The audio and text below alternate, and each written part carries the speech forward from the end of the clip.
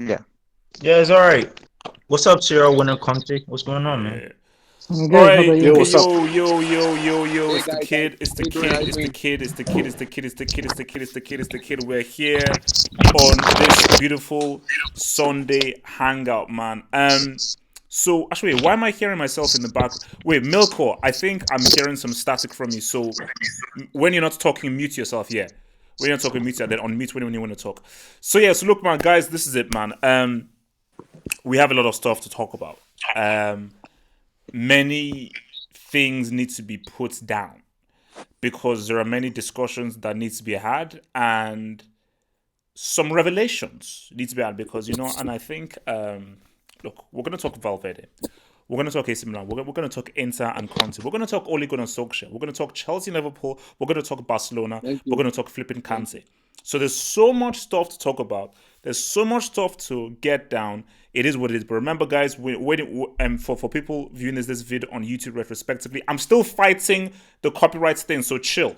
For those doing it, like the vid, like that vid, share the video. So like that vid, like that vid. While I fight this copyright thing on YouTube. So let's just start off first with our dear friend here, Mr. Valverde. Um, look, I tried to fight for this dude. I tried my hardest to fight for this dude. I tried so hard to fight for the dude. Yo, Gallo, what up, baby? What up, baby? Um, he's inducted. He's in Class Sorry? B. He's Class B induction right now, and you. I don't give a damn about Granada of them being good on form and everything. There is zero excuse, zero excuse for you to flipping not be able to beat Granada because you don't have Messi. That's a mess. That is a complete mess.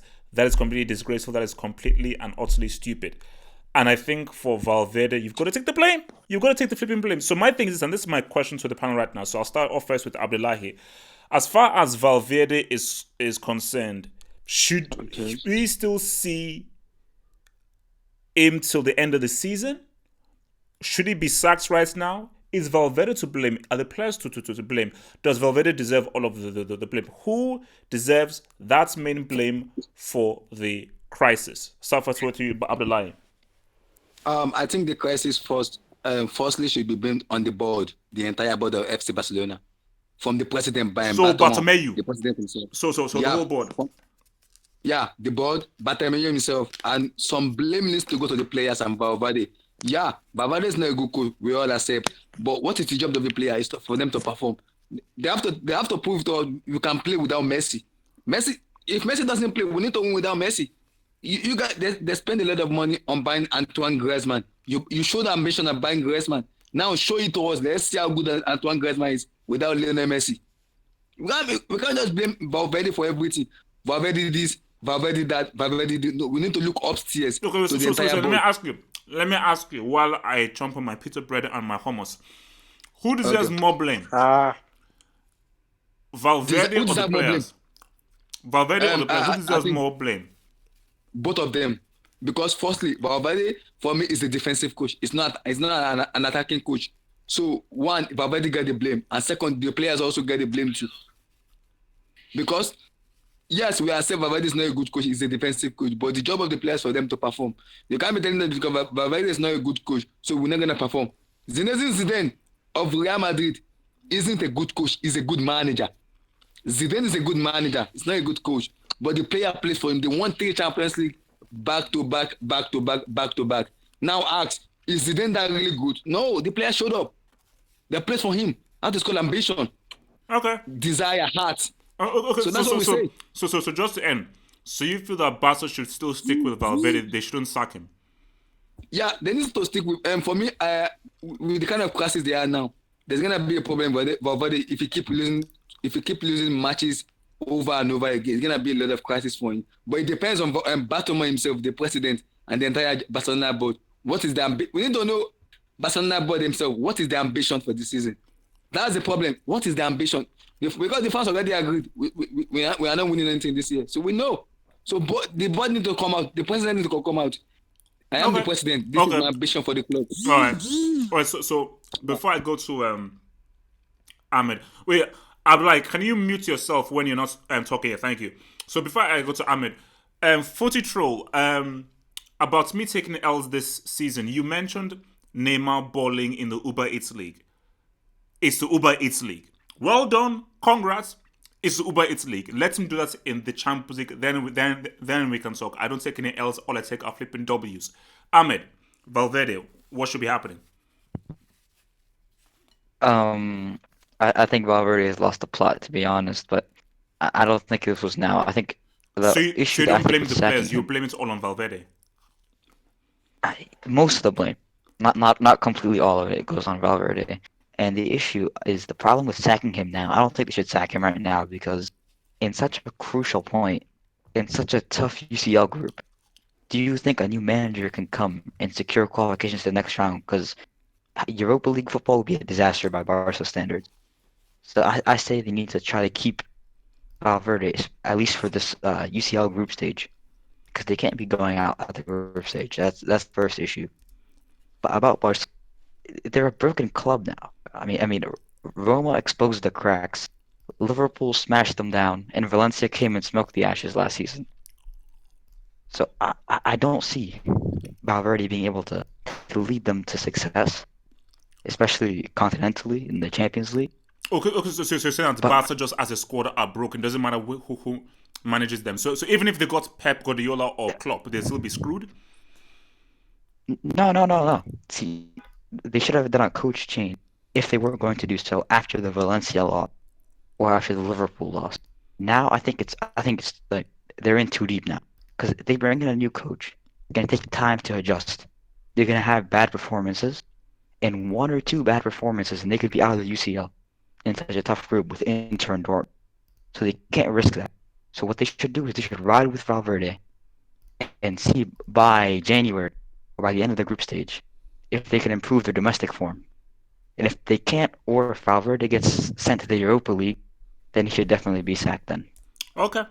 All right. Hassan, if your mic is working there, Hassan, thoughts? Is Valverde all to blame? Is he a break, or should more blame be put on the players rather than all the blame being put on the manager? Who is really to blame for Barcelona not being able to beat flipping Granada away from home? Yeah. So for me, I know it's 100% Valverde's fault. I've been saying it since that Roma game from 2 years ago. I think with a team like Barcelona, with all the players that you have in the defense, in the midfield, in the attack, and you have Messi, you have you have no right to lose against Granada, and you can't lose an away game or an away game in the Champions League like a second leg after you have won 3-0 or 4-0. That doesn't work like that's not possible unless Oh, the manager but has Hassan, so made you're a saying huge that mistake. the players should take no blame. That this is all because you said that No, it's I 100% honestly, Valverde's fault. yeah, I So think it's the board someone told and me that Valverde. Griezmann was world class. I don't know who was. Someone told me that Griezmann is one of the best. Someone told that this guy was world class. So a world class player can't do anything because the manager is a brick. Is that what you're trying to tell me? But his tactics are. Did you see his formation in the Granada game? Did you see his midfield? Like Okay. why would you put Rakitic when you didn't want him in the beginning of the season? Like why would you put De Jong once in the eighth position now and then in the defensive midfield? Why would you do that? Like that's weird for me. They always does that. And why put Semedo? For you, you say Semedo is one of the best right backs. Why would you put him in the left back? And he has proven that he can't play there.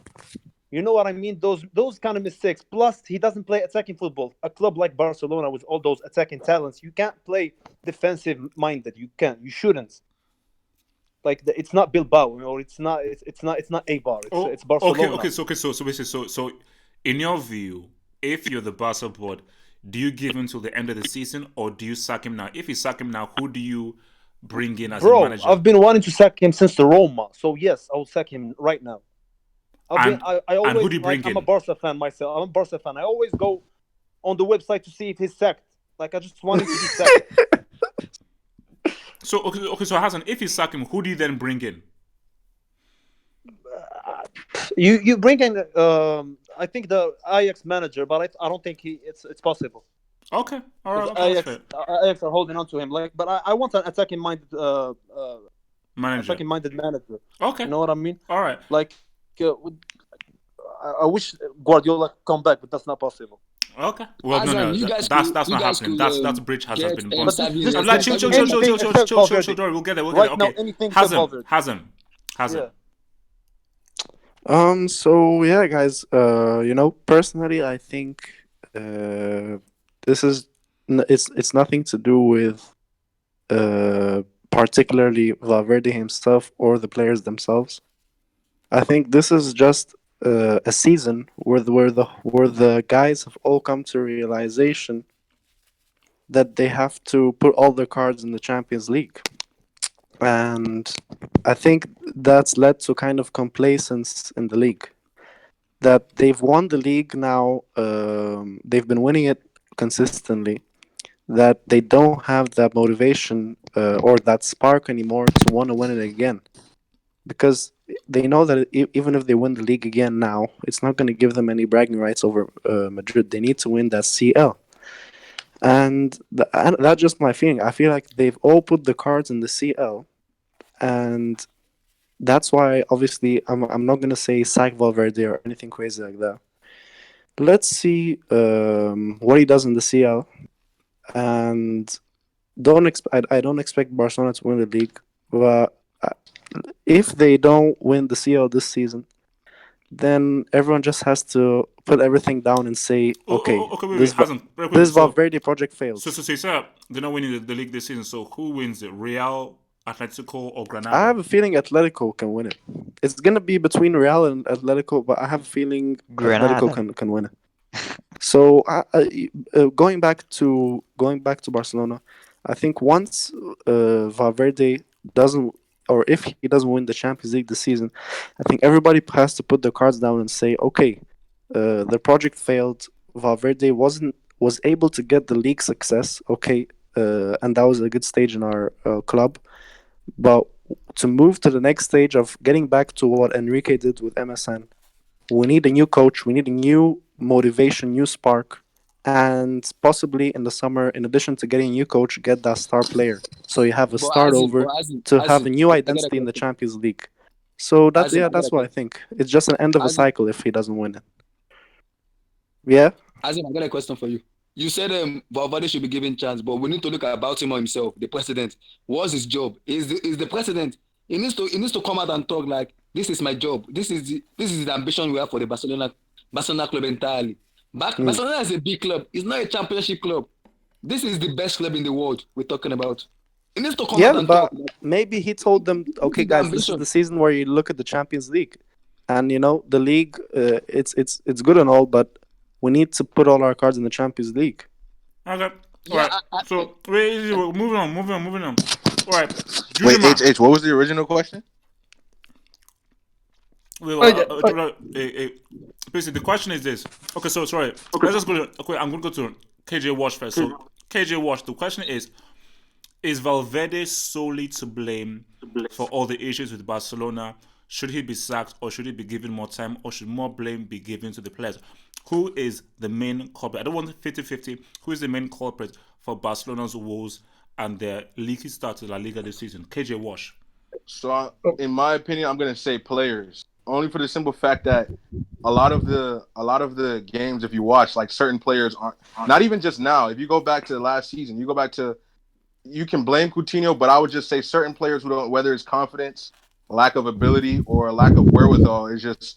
I think it's more so players to be blamed. Like players have been getting played out of place, but even clear opportunities that Suarez, Dembele, like the whole lot, Messi included, but of course not Messi most of the blame, but players to me in there they don't do their part when it comes down Okay. to So certain so if you instances. say players, then do you? Yeah. If you're Bartomeu, if you're the board, do you then give Valverde till the end of the season, and then say the players have to now stick and halfway in? Thinking, how do you change things around? Do you say Valverde needs to go, or do you say, okay, we now need to bring in more players in January? How do you now fix this? in my opinion, Valverde has to go for the right manager. It depends on who's coming in to replace him. That's the answer for me. Like if they have somebody who's up to replace him, then I say yeah, replace him. But if you're gonna you're gonna sack him and then not have an interim manager for like 2-3 months, and I say no, don't sack him. But if you're sacking him to give a Maru or a Pochettino, one of those managers, a job, then I say yeah, sack him. In that instance, Okay, all right. Juju man, your thoughts? What is the issue Oh with yeah, Barcelona? Should Valverde be sacked? Is he to blame? Are the players to blame?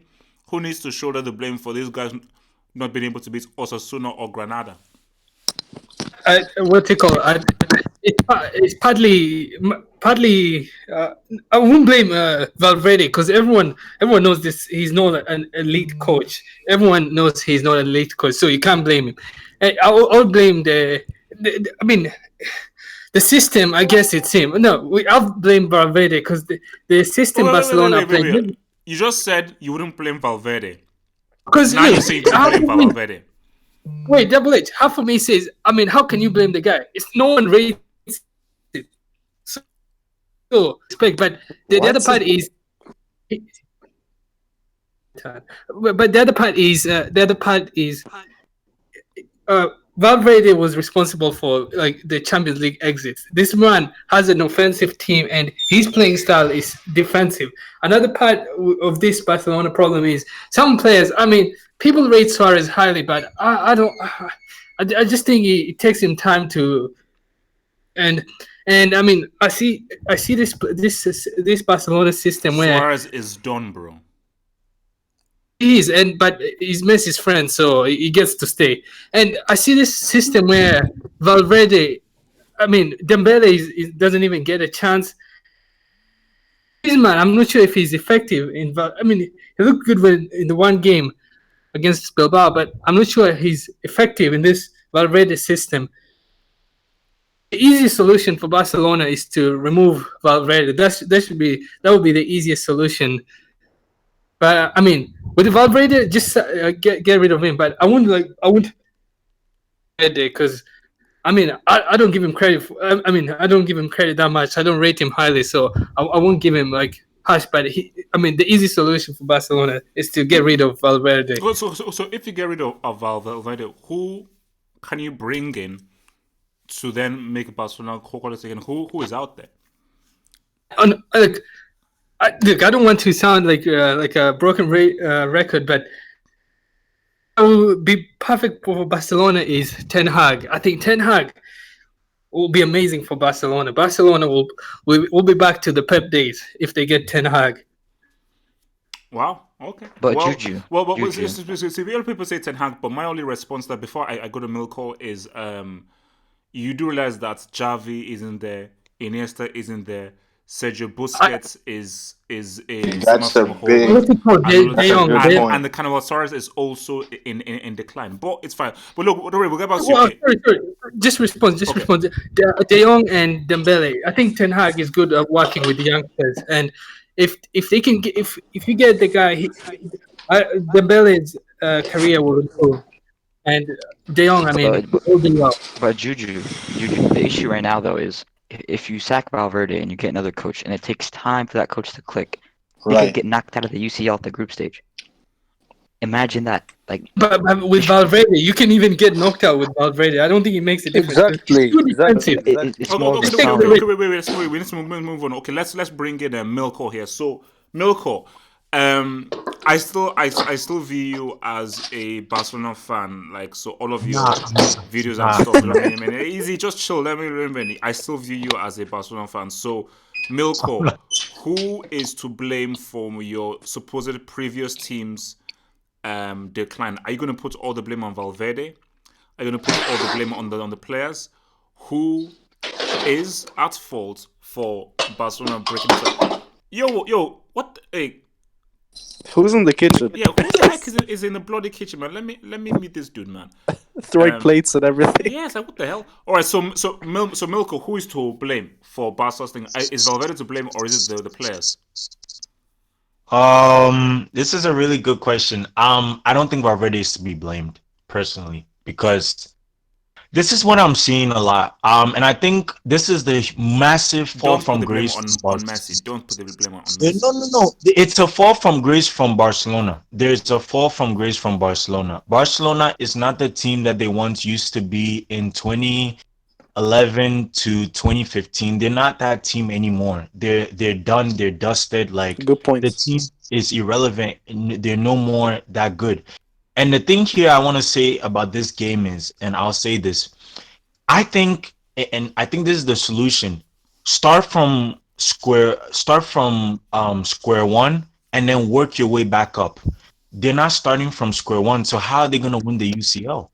This is the How do you problem start with from square one? Barcelona.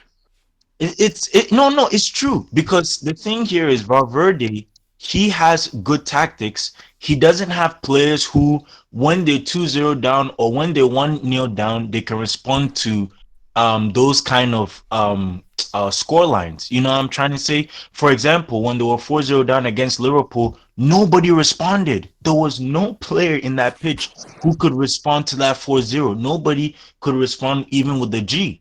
So this is So my thing okay, here so, is so, so, so that's a total revamp. Is that what you're trying to tell me? I personally do. I think you sell Messi. I think you sell you sell Melo, you sell Busquets, you sell all these guys, and you go get game changers. You need game changers because they have no game changers in that team, and that is why they're absolutely awful. You know what I'm trying to say? All of these guys, just first team players. You see, Milko, I'm not sure that Barcelona can Selling sell Messi. Messi and get a Double H. replacement for Messi already someone said it like that a he wants to leave. Messi. He wants to leave this season. He No, no, said no. it. He wants to leave. I'm not saying. Look, this is the thing, though. You have to understand, right? Barcelona, right? Barcelona is not Messi. They're not. When they first were built, it wasn't Messi who brought back Barcelona to European being European But Messi best in the has world. been a key feature as to why they have been dominant. You take Messi away, Barcelona crumble, as we've been seeing so far. Because Milko, like it's very difficult for Barcelona to go out there and try and get the 4, 5, 6 best players in the world out there. It's not easy, bro. I know it's not easy. I know it's not easy. But what I'm saying is, if this is the case, then you go and get game changers. If you want to keep Messi, okay, fair enough. But go and get game changers. Don't buy so much passers, so many people who can't even like even when they're 1-0 down, they're panicking. They don't even know how to score a goal. Like it's horrible. You know what I'm trying to say? And that is why I feel sad for Valverde because he does. I personally do think so that the Barcelona board are buying the players that he does not want. I don't think he wants flipping Junior Firpo. I really don't think so. What? I don't think he wants flipping Arthur Melo. He doesn't want to play a 4-3-3, but the Barcelona fans and the board is actually forcing him to play a 4-3-3. Who told you It's that? What the hell? Okay, it's okay, okay, okay, facts. okay, okay. Look, so Milko, just round off very quickly. So, in your view, as of right now, what should Barcelona do? Sack Valverde, keep Valverde. What should they do? I just think they should keep Valverde and maybe get a couple of game changers that could be added on to Messi. That's all I think they should do. Okay, all right. Hey guys, I have a question, guys. I have a question. Quick question. What do you guys think of the idea of Mendy in Don't Barcelona? worry. We'll get it. We'll get it. We need some other guys to talk first, and then we'll then get back to your question. So, Red, same question, man. Red. Who is to blame here, Valverde or the players? How did Barcelona get saved? Red. Okay. See, that's a. Are we talking about in reference to only that one match against Granada? Yeah, no, yeah. So basically, the Granada game, I just think is a tipping point. I think for me, it's a tipping point because it's like, oh my god. Osasuna, okay, fair enough, you drew, but to lose 2-0 and to be so horrible in that first half against Thingy, everyone has said Valverde is a brick. So I have to say that he's a brick. But my thing is that who is primarily to blame for Barcelona having a very iffy start to the season? Is it the players? Is it Valverde who is to blame the most? I'll say the players easily. I don't blame Valverde because in that Granada match, uh, Barcelona were dominant. Like they had the ball, they were taking shots. They were like it was all the game was all flowing their way. They should have scored. They just weren't unlucky by not finishing. Valverde wasn't outcoached, and Valverde did exactly what everybody wanted in that match. In the second half, he switched to three in the back, took off Junior Firpo, and shoot. Can somebody? I remember he brought on Vidal, which was good because he switched from a defensive player like Rakitic to a more offensive player like Vidal, where he's also defensive, but he's more of a goal threat to try and get the goal. He brought on Messi. Also, Valverde as a coach in total, he's won them the leagues. He's improved them defensively. He's also subbed on youth like Perez and Ansu Fati. Like I don't see what he does wrong. I understand, but but I do agree, I do understand why Barca fans want him sacked. Like he should get sacked. He should have left over the summer because the fans clearly don't want him. Club just to bring stability in, because honestly, if you go on their some of their players and their coaches staff is like social media pages, it's disgusting. Rakitic is being destroyed online. He's flat out being bullied. But so like I think some of that makes no sense, man. Makes no sense. But I agree with you, H. But like, I don't blame Rakitic, to be honest. but the whole thing with this whole situation is that there's a toxic atmosphere around the club, and people want change. Similar to with Madrid, we had such a toxic atmosphere. Bringing in Zidane made people a bit more optimistic. The new signings brought optimism towards the club. There's still that negativity there. But you'll see slowly that'll die out once we start getting into form and winning games again. People will forget about that. You just need that little change. And sacking Valverde will do that for the club. I watched that Granada game. I honestly can't blame him. Like, what more do you want him to do? He promoted youth. They weren't doing well. He subbed on Messi immediately in the second half, and still they couldn't get a shot on target. He went to a more attacking formation, took off a defender, brought in more attacking players. He started and Sergio Roberto, which are both good players going forward. He didn't bring Arthur on because they don't need to control the game, because they already have the possession. They have the ball. They don't need a player that can keep the ball. So what did he do wrong? Okay, no. For me, obviously, I mean, that's fair. But before I go to Salam, my thing about it is that I think this starts off in preseason, because my thing is you cannot have the Cannibal, Griezmann, De Jong, Firpo. These are quality players who are man for man, just technically better than those people that Granada are playing. So once you have better players with you as a coach, you have to have a plan to be able to do more than having 0 shots on target in the entire half. That's why I said, like, he has to take some blame. Now, I think that him taking all the blame is a bit can I say one? Yep. Let me just respond to that with one question, because let's look at the 2 goals that Barca conceded, because people are saying they lost 2-0 and making it seem really bad. The first goal was an early goal. It kind of happens. Sometimes the team starts slow and somebody just catches you immediately. Hello. And you concede a goal. That happens. But the second goal was a penalty, and that was just because when you press a high line, you get a lot of those counters. You're gonna have to do last-ditch efforts that could result in a penalty. So those 2 goals, again, I don't think he was out coached. The team wasn't broken down. It was just that they were just both unlucky. And Barca dominated the game. They just didn't finish. So you can't blame the manager or players. Nah, Excuse me, man. who was that? Wait. No, Anyways, yeah, you can't really. Yeah. Go.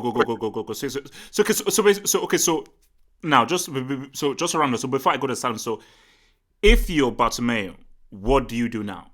Do you sack Valverde? Do you keep Valverde?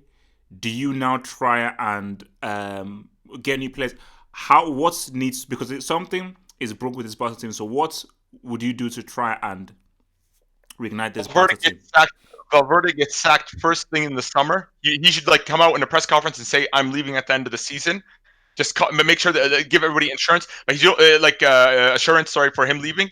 But if he does, if in the scenario where he ends up in the Europa League, because I was hearing people saying they could end up in the Europa League, no, sacked immediately on the spot. Like, there's no excuse for that. Okay, all right. And also, by this £20 saying get Neymar, they tried to get Neymar, they didn't get Neymar, and now they're in this situation, my dear man. And they said Griezmann doesn't work on the left. Bro, if you're world class, figure it out. So Salim, same question. Who is to blame for Barca's woes? Do you blame Valverde, or do you blame the players? Who is to blame? my blame lies differently, but I blame Valverde. I blame him part of it, and the players also. But the biggest blame goes to Origi because Origi ripped their heart off, and he ripped their heart off. And it's kind of funny. No one Thank is you, no Salam. Thank you so no one is saying no. Like, look, their much. players, look, their players are coming out and saying, "Oh, we are mentally down." Why would you say that and come out and say all that? You should suck it up. You lost. You know it. You lost. You should suck it up and get ready for the next season. They're not prepared for the next season. Even whatever Valverde does, everything he does, they're never gonna prepare for it because their mind is not in the game, and they're always looking for Messi, Messi, Messi, Messi, Messi, until they stop relying on him and they say, okay, you know what, let's suck it up and see if we can win. Hallelujah. If we can win without Messi, they're not gonna win because Messi will get injured again. They don't know if he will get injured again. What would happen? Are they gonna go in the Europa League? And it's let's Somebody is let's saying the truth. Somebody is speaking. Now we can see. Now we can see. I mean, is the truth. I have look. Everybody's saying blame Valverde, blame the players is the fault. Is because their mind is not in the game because they keep thinking about what happened in Liverpool. You have to Baka is move built on. with Messi. We know Baka is called FC Messi. It's not even FC And No, Baka. it's FC not. Messi. Yeah, and but what to I'm be saying honest, is they have to move. The mentality has to move on because if you keep thinking about what happened and happened, you're not gonna move. You're gonna be in that same situation again, and you're gonna get smacked by a TV channel. That's what happened. They got smacked by a TV channel. Okay. That's what happened to Barcelona. Okay. And Um. and if they sack him, it will be Hallelujah. like trying to get away from the reality they in because no one is going to solve what's happening in Barcelona. Not even a new manager that comes in. So the whole blame, partly Valverde, big one will be Origi taking their heart out, players and the president of Barcelona. Okay. All right. Serial winner. Thoughts on this, Valve? Who is to blame for this Barca kerfuffle? Yeah, I think it's a variety of factors. This is a complex problem. Actually, it's hard for me to explain because the coach Valverde, so he's a decent coach. We know that. A lot of people say he's a Bilbao level coach. I think I agree. He's he's not a bad coach. He's a decent coach, but the thing is that the players. I mean, you look at that squad. So if I'm looking at the lineup right now, you had Griezmann, Suarez on the pitch. How could they not score a single goal against Granada? So at the end of There the we go. day, That's the my manager that's my idea. Yeah. can have his tactics, right? And let's say he's playing defensive, and the players can't really adapt to that. But at the end of the day, when you have Griezmann and Suarez on the pitch, how can you not score a single goal against Granada? That shows that the players, their mentality could be off, like Salim was saying. Um, Now, if you look at games such as the Liverpool game where they lost 4-0, yes, you can blame the manager there for having a defensive approach and not going to score some away goals and all that. But at the end of the day, the players have to take a big part of the blame because there are some quality players in that team, and for them to just completely collapse in games, whether it's Liverpool or whether it's Granada, players have to take a really big share of the blame. So Valverde needs to be cut some slack, although he has part of the blame. Okay. All right. So moving on to our next topic here. Chelsea against Liverpool, man. So um I gave my thoughts on the game, but I'll just reiterate my thoughts again. It's about winning. It's about winning.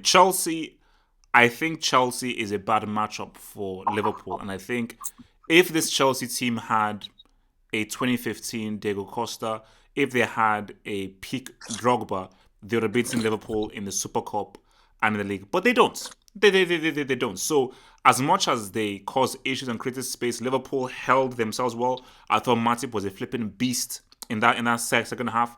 And it is. If you don't, because look at that man's chance at the end. You have to take your chances. But Liverpool found a way to win, and I think the key thing, if you want to win a league title, are those games where you don't play well that you win.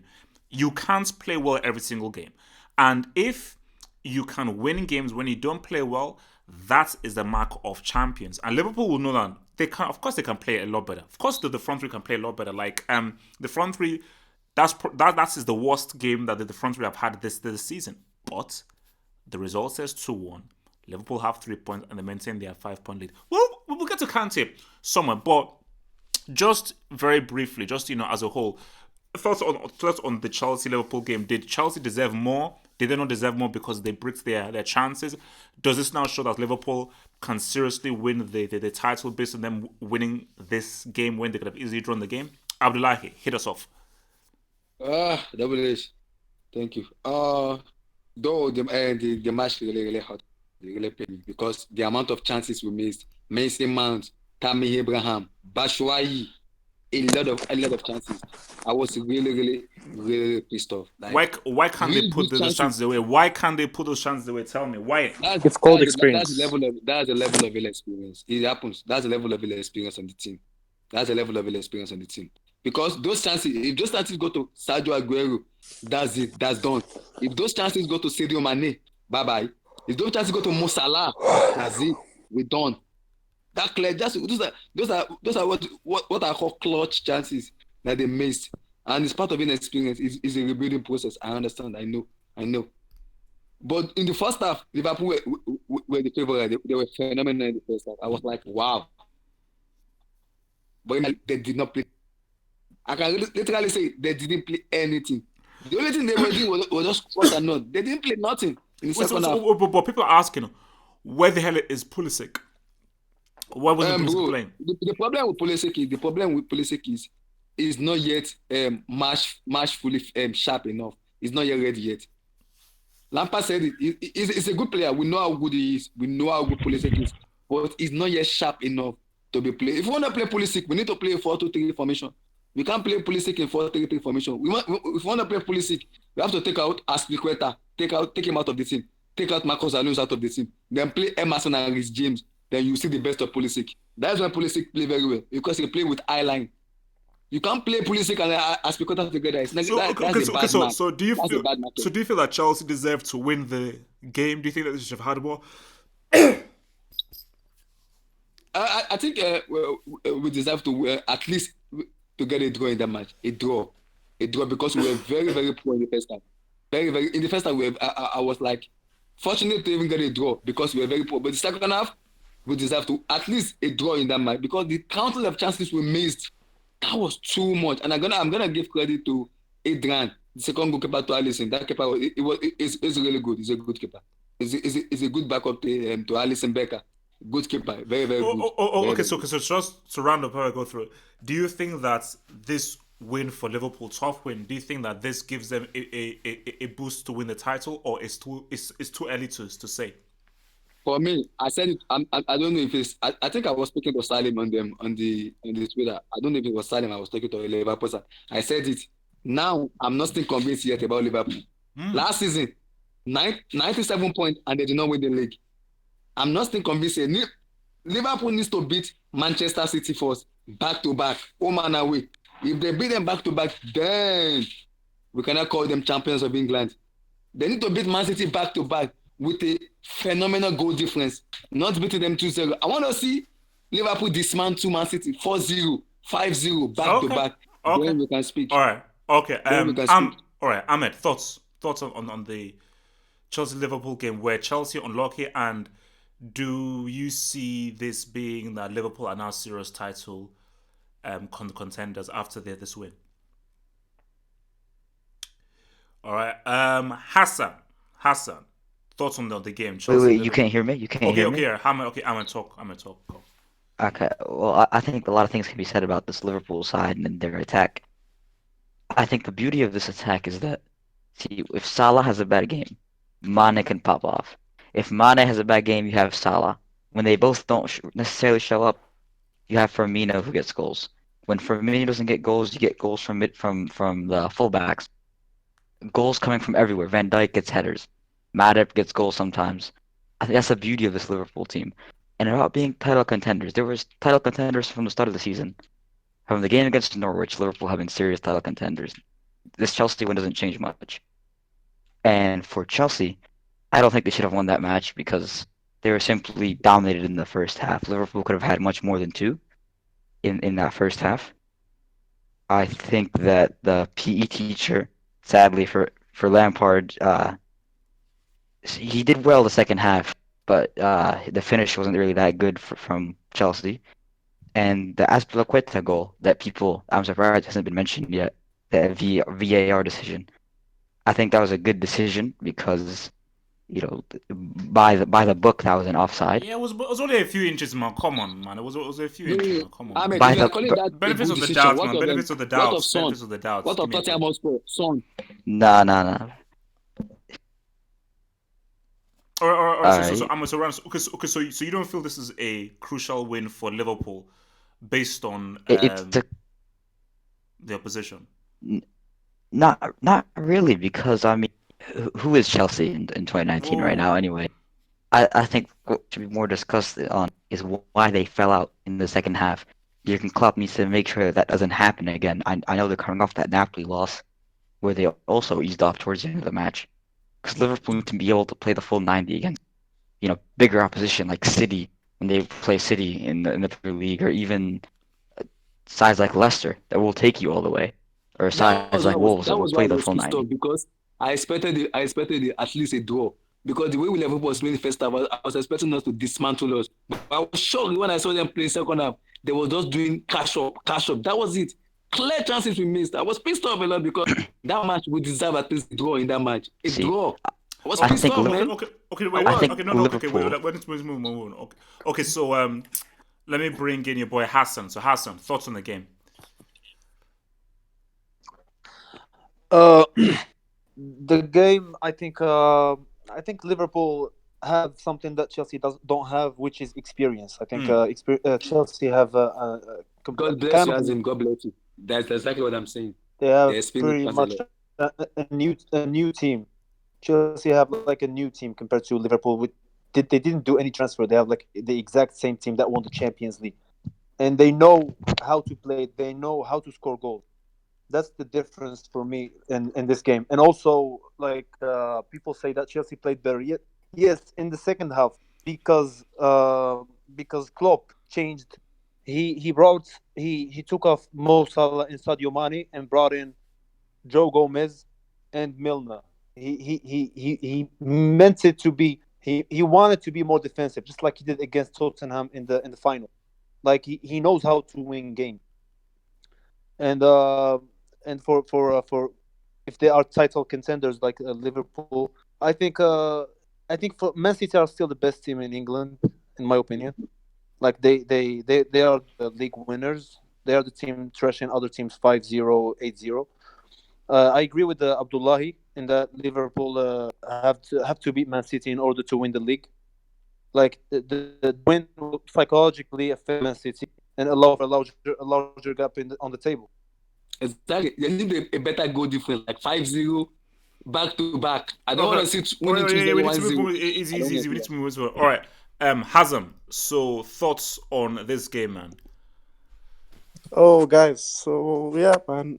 First of all, I want to say congratulations to Salah for the assist. Great idea. Yeah. Congrats by getting Great idea pocketed with the by back heel. tomorrow. As him, Yeah. as Good. him, I think as him. tomorrow is We like all was know. I two don't years want to old. talk So he about got Salah. I pocketed don't want to by talk about a Salah. We all know academy because he didn't prospect. even play well at all. Oh, no, He no. I didn't play just well. wanted to say No. congratulations for No, coming so in Hazem, so clutch you're not again. going to address how Salah got completely marked out of the game by a He prospect. was pocketed. Double H, he was So, pocketed getting back to by the point, by I want to No, say no, by no, no. championship Wait, come players. on, congratulations to. Hazem. He was Come on, no. pocketed. Hazem, you have to be fair. Please respond to your Egyptian icon being pocketed by a prospect. That's what I'm asking. Are you By going no, to? I'll get to the by a point. I'll get to championship the player. point. I'll Tomori, get to the by a point. championship I'm player. like, okay, Hazem. Have your point. Say your Yeah. point. Stop So lying. first He of all, I want to wasn't say pocketed, man. congratulations to Salah for the assist and another coming in clutch for another game, and great idea with the back heel, perfect placement for Alexander Arnold, and Oh, Wow. good first That's half. no, Hazem. That is. As See, for the No, no, second no, now I no. know half, that you're trolling. Agent, See, now I know that wait, you're wait, let me trolling. agent. finish. Carry Let on, me carry finish. on. Let me finish. As for the second half, yes, Salah had poor performance, really below his standards in the second half. And I wouldn't say he got pocketed by anyone. He just, in general, he couldn't get past the Chelsea defense. No, he didn't get And past Tomori 1v1. 1v, no, we need to see it very well. 1v1, 1-on-1. He did not even Sorry? go past him at all. At all. No. Yeah, he He couldn't put him. get What are past you talking about? First 1v1s. half, he put him on the ground, man. Go watch No, the no, no, first half. man. No. First half, Where second that half, guy he didn't got even go injured. past Tomori. No. I No, watched no, the no, match. no, I no. watched Go it. watch the first half. Chill. I watched it, man. Wait. Let's I Hazem watched finish it. his point. Hazem finish his point. Abdullah, just allow Hazem to finish his point. Hazem, finish your point. Yeah, so unfortunately he had the poor second half, but it doesn't matter because he already came in clutch in the first half. He did the job. And meanwhile, I was really searching for one guy. I think he's from Senegal. His name is Sadio Oh Mane, I my think. God! No, Yeah. don't Because do I it, really, Hazard. bro, Don't. I was searching for this guy. He was I couldn't injured. find He him. was injured. He got injured also. I was no, really completely. searching for him hard. In effect, no. But remember, Hazem, as I said again, Liverpool's front three, all three all had a poor game. But that's the key. Who came in clutch when Liverpool needed them? Who came in with the assist? Firmino. It wasn't the Senegalese Hazem, come icon. on, no, Hazem. You're supposed to be football ready. That is not an assist. It isn't an assist. I showed you. No, it's an assist. Come on, man. Are you serious? Okay, so Hazem, you're It's saying an that. assist, bro. Wait. So Hazem, you're saying that a very basic back heel roll for Could you- someone No, to come shoot on. is an No, assist. no. Bro, that's not basic. That's called skills, and that's called ideas. Yeah. See, Hazem, Anybody can do back heel. Anybody No, can no, do no. basically, you're Man, clutching So on why something didn't because Mane now I do know it that you're then? being biased. See, now I know you're being biased. Bro, I By showed you saying that I'm not you're biased exposing by yourself. admitting You're that he exposing had a yourself. very poor second half. I admitted. So guys, I'm not biased. I said second half. I'm not gonna say he was great. No. And the Hazem, Liverpool, Salah didn't do Chelsea anything effective for the entire game. That's what I'm trying to say. Salah didn't do anything clutch and effective. clutch. Mane didn't do anything Oh my effective. God. But Firmino did do anything effective, but Firmino did get the goal, a very good goal. So just be And fair. and Salah got a very good assist. Where was Mane? That's the question. Salah and Mane Anyways, had crap games. anyways, moving on. Okay, good game, guys. Liverpool coming in clutch once again, and Chelsea. Unfortunately, they had a great game. Not gonna deny that, and they created many chances, especially in the second half. It was very entertaining football from them, and I want to say that how crucial Mr. N'Golo Kante is because No, this we'll get guy. there. Hazem, I'm Damn. saving him for Yo, the Okay, entire sorry. section. Hazim, We'll Okay. get there. N'Golo Kante, So man. I'll Without that finish man, off by saying, Chelsea's done. unfortunately, this is the thing with Chelsea against the big teams in the Premier League this season, especially Liverpool and Man City. Unfortunately, it's going to be a common theme that they might come up short because they lack experience and it's the same in the Champions League. They can get results against the smaller and mid-table teams, and they can play really good football even against the bigger teams. But sometimes they just won't be clutch enough, and that's natural with such a young team. So I don't think you should be worried about Chelsea. Okay. You put up a good fight against Liverpool. So good job, guys. Really. All right. So Jujuman, comment, thoughts on the game? With the game, I mean, I'm not surprised Chelsea lost. It was expected.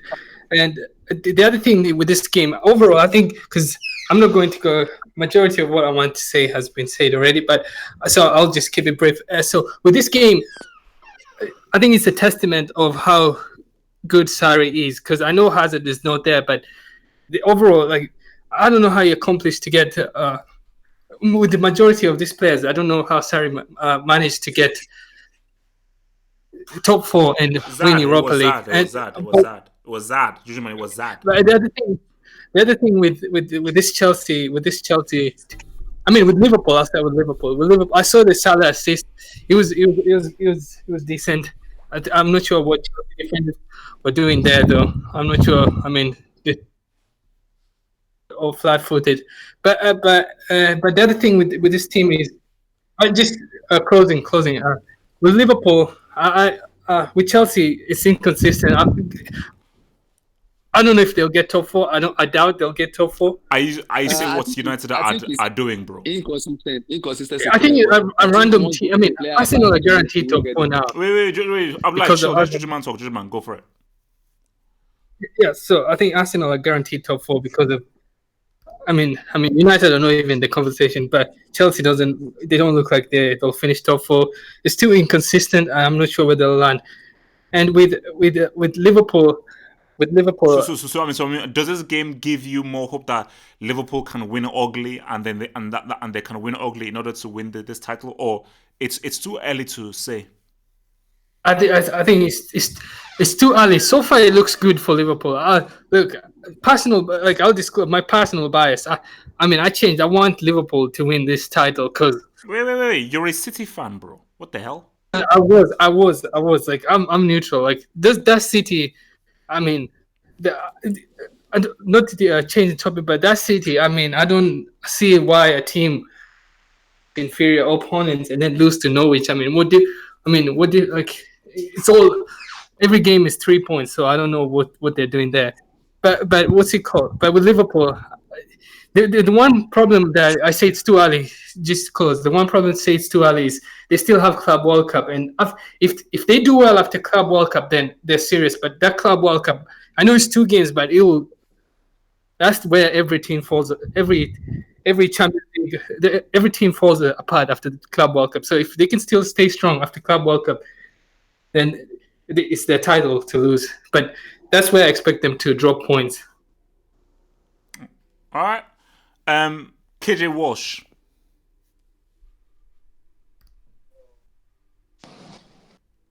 All right, Milko. Yo, I'm here. You can't hear me? Yo, I think Okay, HH has Walsh. me Okay, muted. KJ Walsh. Talk. So this is regarding the Chelsea and Arsenal game, correct?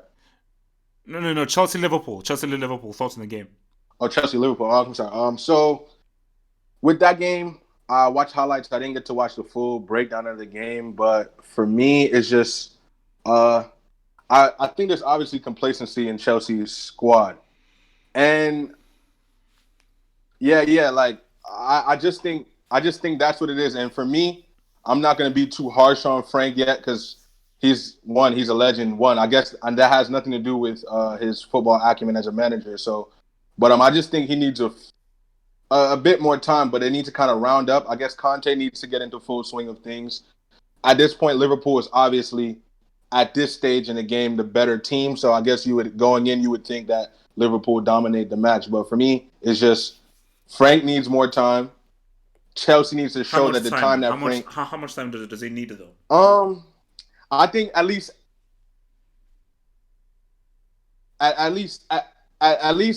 enough for players like Conte. And maybe when Adoy comes back, when is he supposed to come back? I don't know when he's soon. I think they say okay. 8 So weeks maybe. at least in my humble opinion, I think Frank deserves all the players to be at full strength, and then like maybe 2-3 games to see how they react when everybody is back fully fit and into the swing of things. So I don't think he should get sacked prematurely, but I think he should at least have a chance when his squad is bolstered to the best of their ability to be judged on that play. Okay. Milko.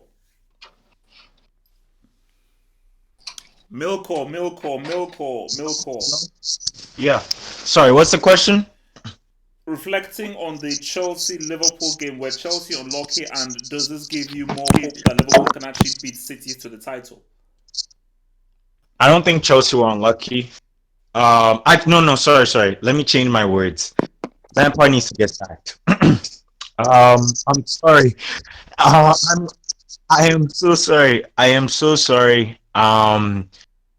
Chelsea is not a club who like are patient. You get what I'm saying? They demand results. They're like Real Madrid. Literally demand results. Listen, let me finish, About Abdullahi. transfer ban. Let me finish. I have a cousin who's a Chelsea fan, so I'm telling him this. Lampard is a good coach, okay? Don't get me wrong. He's a good coach in terms of he has the certain football basics that I would say is good for the team. But he's not getting the results. He's not getting the results. So that is my problem with Chelsea is because he's not getting the results. Why is he still the manager of Chelsea? Wait, no, Because no. Milko. Transfer ban and no Zad, man. Transfer ban and no Zad. No, HH. I don't, regardless, because I remember when Chelsea was 16th in the Premier League in 2015-16, when Leicester won the league title, they literally sacked Mourinho and went for a new manager. Why are they not doing that? No, because no, Milko. It's because back then they had the quality and they had a Hazard. Obviously, not a Zad, but they had a Hazard. If you have a flipping transfer ban, you can't bring in any new players, and your best player got sold. Your expectations have got to be completely different, bro. No, HH. I'm not saying change players. I'm not saying buy players. That's not what I'm saying. I'm saying get a manager who can get you results, because at the moment Chelsea is in danger. How do you lose to Valencia? Chelsea is way in terms of quality of football.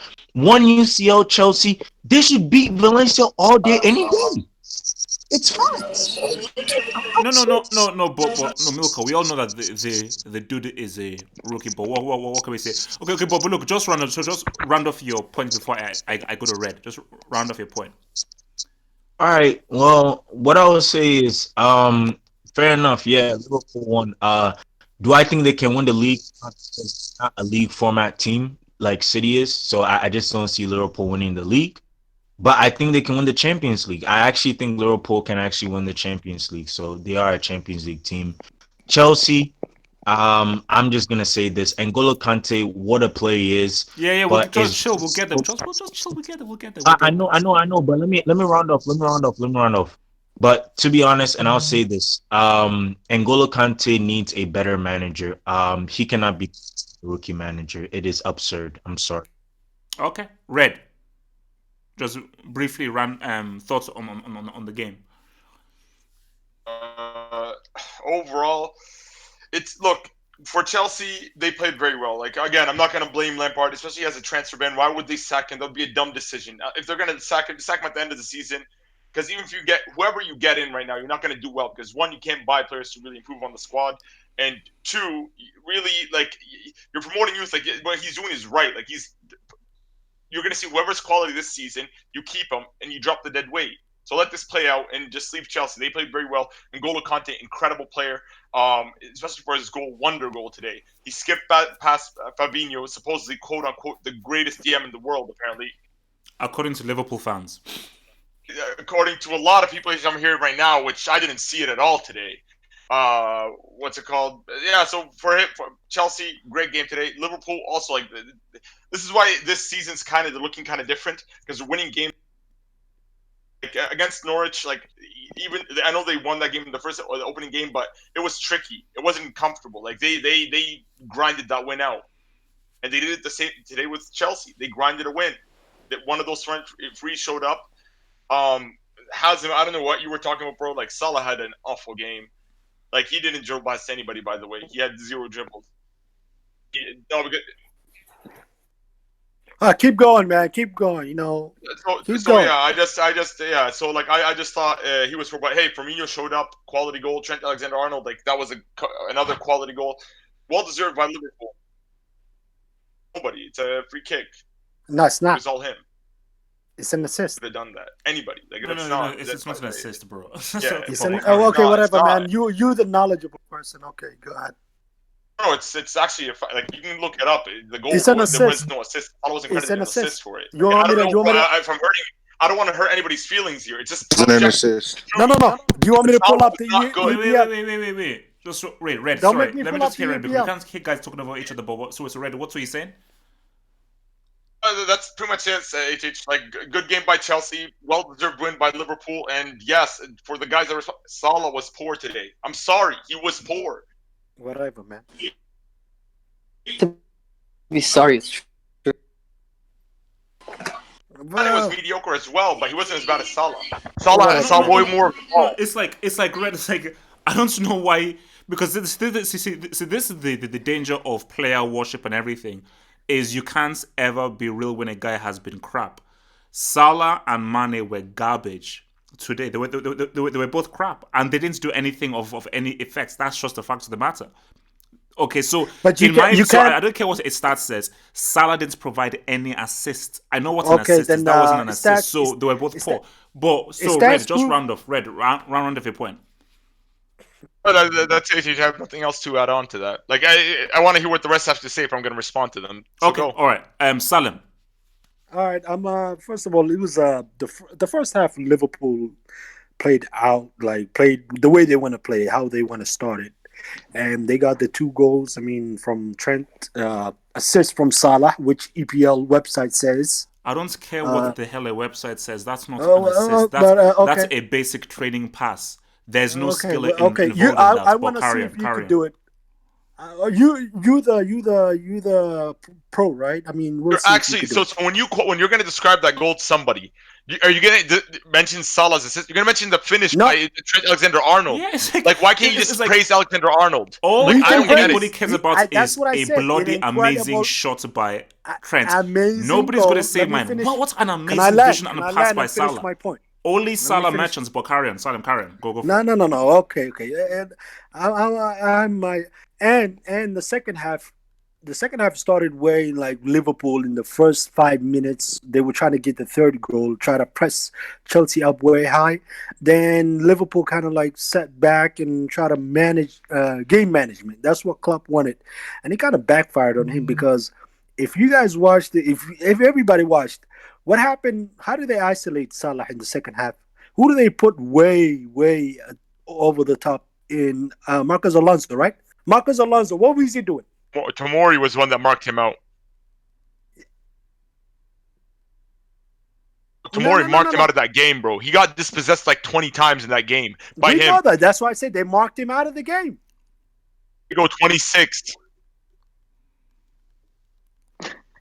No, can I land my point? Wait, Salim, Can say I? your point, say your point, say your point, say your Just point, say your just a point. Can I? reminder, this is the second biggest rivalry in EPL. Yeah, No, no, okay, no, no. thank you. Listen. Milko, just chill. Just a reminder, Salim, second finish your biggest point. Salim, rivalry. finish your I would point. not finish my point if everybody's keep talking. Look, first half he did good. The first half he had a good game. Second half he was He poor, didn't. way No, poor. he didn't. Him and Mane. Firmino was actually playing better in the second half, other than Salah and Mane. Salah and Mane played poor. Salah and Mane played poor in the second. Let me finish my point, man. If you're over talking over me, I'm not gonna finish. The second half they played poor. They took him out of because they put Marcus Alonso all the way over there, and Alexander can't come all the way and help out. Try to get Salah moving up, where like Salah needs that passing lane to go. So they marked him out. They took him out of the game, which they did. I'll give him credit for that. But you got to also understand that in the first half, the guy you talking, he dropped him. And for someone to save him, Christensen got injured because he tried to save a goal Salah was trying to score in his life. Who got injured? It's not me. And let me say one more point. So You have round off your points because we need to get to other let me people. run Just out. Let me run it make off. this your last point. Make this your last point. What do you want? The last point. The last point is I see why everybody kind of dislikes Salah. There was a script for Salah to be a one-season wonder. So the script doesn't go your way or the other people that My guy. Wallahi, Wait. Let him because I want to respond. So Salim, finish your point. The script. You even said it. You thought he was a one-season wonder. Not out of my mouth. Not out of Salim's mouth. It was you who I read from your website that you ranked people that said this guy was supposed to be a one-season wonder. Your quotes, your words. I'm saying the script you wanted to write for him didn't work out for you. So at least acknowledge the guy which you thought was going to be a one-season wonder. He played poor. He had a bad game, and I'm not gonna say he didn't. He had a bad game in the second half. Okay. So can I respond? So okay, you've talked. Okay, let me respond. You've talked.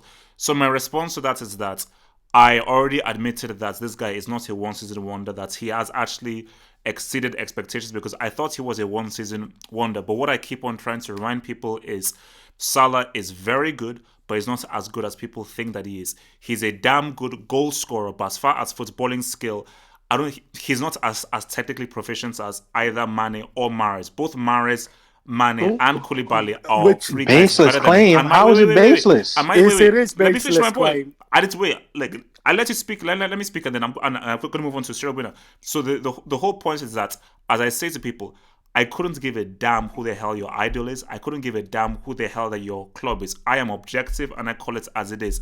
Salah is not as amazing as people think he is. He is a marketing product. That's what he is. He's a marketing product, which is all good. But I'm here about footballing reality and footballing objectivity.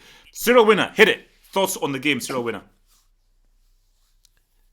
the Big Ben. Yeah, so it's been a disappointing week for Chelsea fans, two disappointing defeats. However, I will say that there is hope. Unlike last season, we were collapsing left and right. Under Sarri, I really have to disagree with Juju Man, what he said. People overrate what Sarri did last season. I mean, the two things that we did last season, we were playing terrible football most of the time, and the players had just, they weren't trying. This season, in contrast, we're actually playing great football, even the times where we win or draw, and the players are playing hard. They're trying. They're giving their all. So there's hope. And when we're playing good football, when the players are trying, the results will come. And so for this game specifically, I mean, yes, we have to consider we were playing against what's probably the best team in the world right now. However, 2 goals we conceded were just inexcusable. I mean, the free kick I know was a brilliant goal, but first of all, the foul was unnecessary by Christensen. And the goal, the actual shot, I mean, it could have been blocked. It was just a lazy defending right there. But so my overall take on this is that good performance overall. Good performance overall throughout all the games this season. However, the one thing Frank Lampard really needs to address on the training ground is the defending, because we haven't kept a single clean sheet in all games in all competitions so far this season, and that's what's holding us back. We're playing great football. We're scoring a lot of goals. We just need to tighten up the back line. And Tomori is playing very well, so there's hope there. But Frank Lampard needs to work on the organization of the back line on the training pitch. Since when was Chelsea about patience and time? My good. What is the talking? Don't worry. Since they got a Listen, transfer listen. ban. Listen, we're gonna finish in the top 4. So we're gonna We're gonna finish. finish. Yeah, Milkor, we're gonna finish in the top 4. This team is very good. It's promising. We're just getting better and better. As soon as we stop conceding goals, we'll get wins almost every game, based on performances. Spurs, Arsenal, Man United are very inconsistent right now, so we can easily get in the top 4. So there is hope. As for the Valencia game, we completely outplayed the Valencia. We're terrible. We just couldn't score a goal. It was an unlucky game, but I expect us to beat Lille and advance through the group. Okay. You have to. All right. Munzaha, thoughts on the game? Oh, my boy. Let me get to you, Bro. please. Let me get to you before Muntaha. No. We have to go down Yeah, the good people bro. haven't spoken. Muntaha, Yeah. thoughts on the game, Muntaha.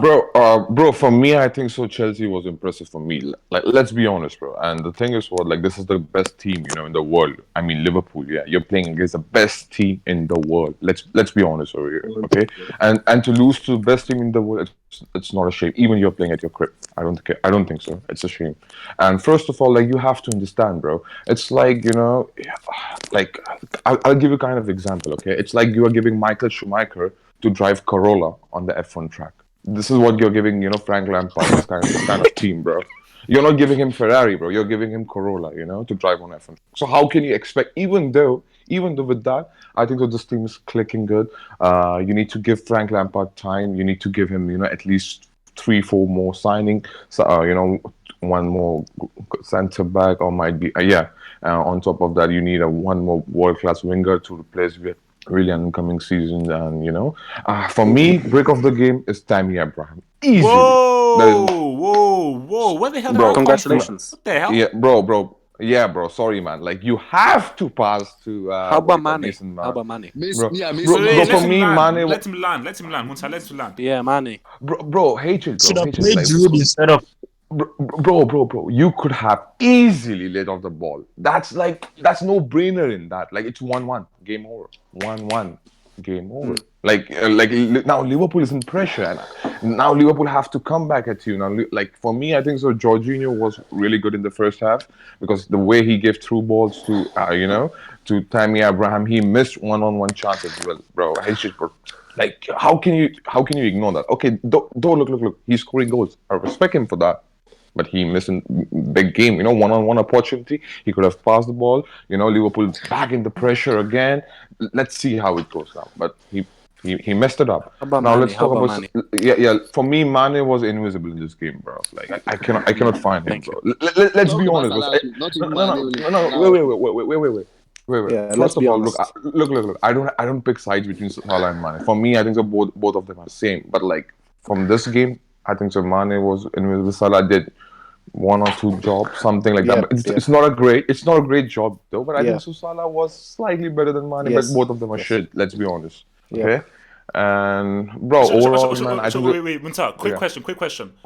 Do you count what Salah did as an assist to Trent? Yes or no? Yes. Bro, for me, like let's be honest, I don't count that as to be as There a, you go. but but Thank you. but but Thank you, but Munsai. You yeah, actually yeah, understand football. bro, Someone that understands yeah, football. bro, Carry on. of course, but bro, how can you count that, like like a pass You're assist denying to the the, facts. You're denying the facts, bro, bro. bro, Salah was showing something, even in the first half. At least he did. So, well, one person he did better than Mane, but he did better than Mane. Like, let's be honest with Yes, it. Like, more clutch. I'm not talking about who's better player. I'm talking Someone who about understands who's football, better, HH. bro, who's better in this game. Like compared to both. Like when compared Salah and Mane though.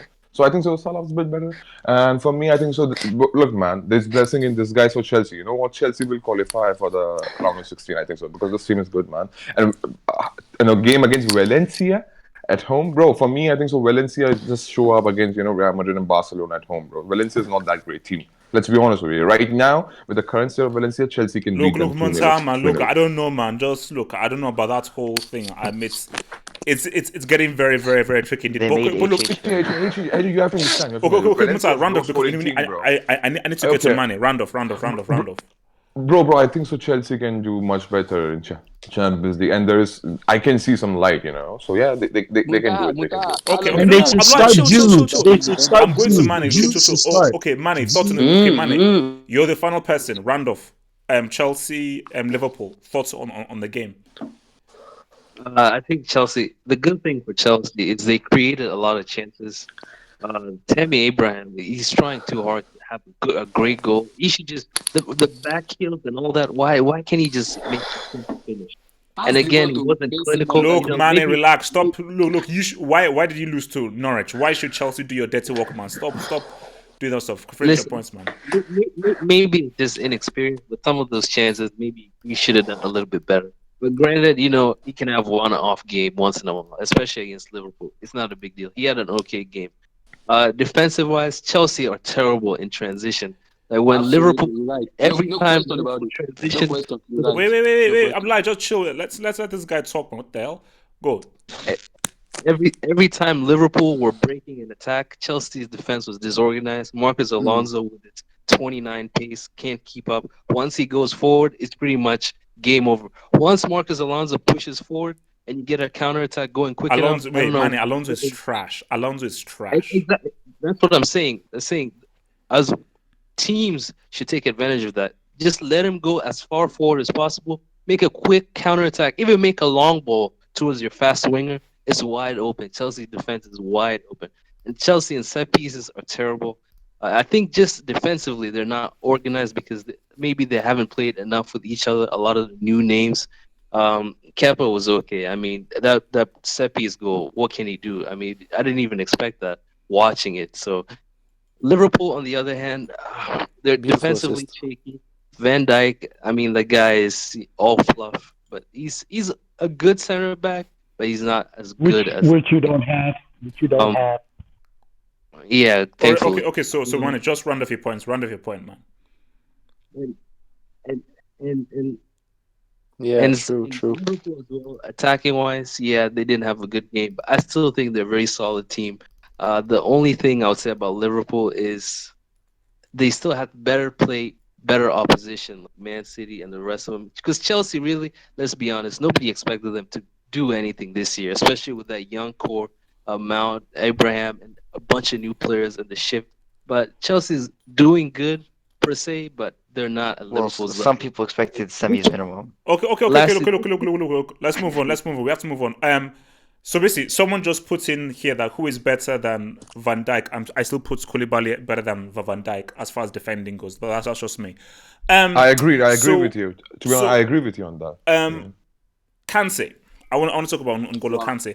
I've now made N'Golo Kante a chief. I've made N'Golo Kante a chief.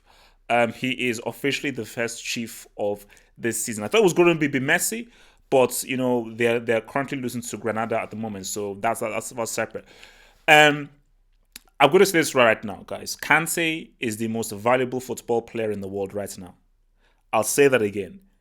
N'Golo Kante. No, actually, I is agree. the No, most. no, Can I Red, you're land? right. Can I land? You're Can I land? you're Can I right. land? You Can I are- land? Can I land? Can I land? Thank you. Benzema. You are right, HH. N'Golo Kante is the most valuable football player on the planet.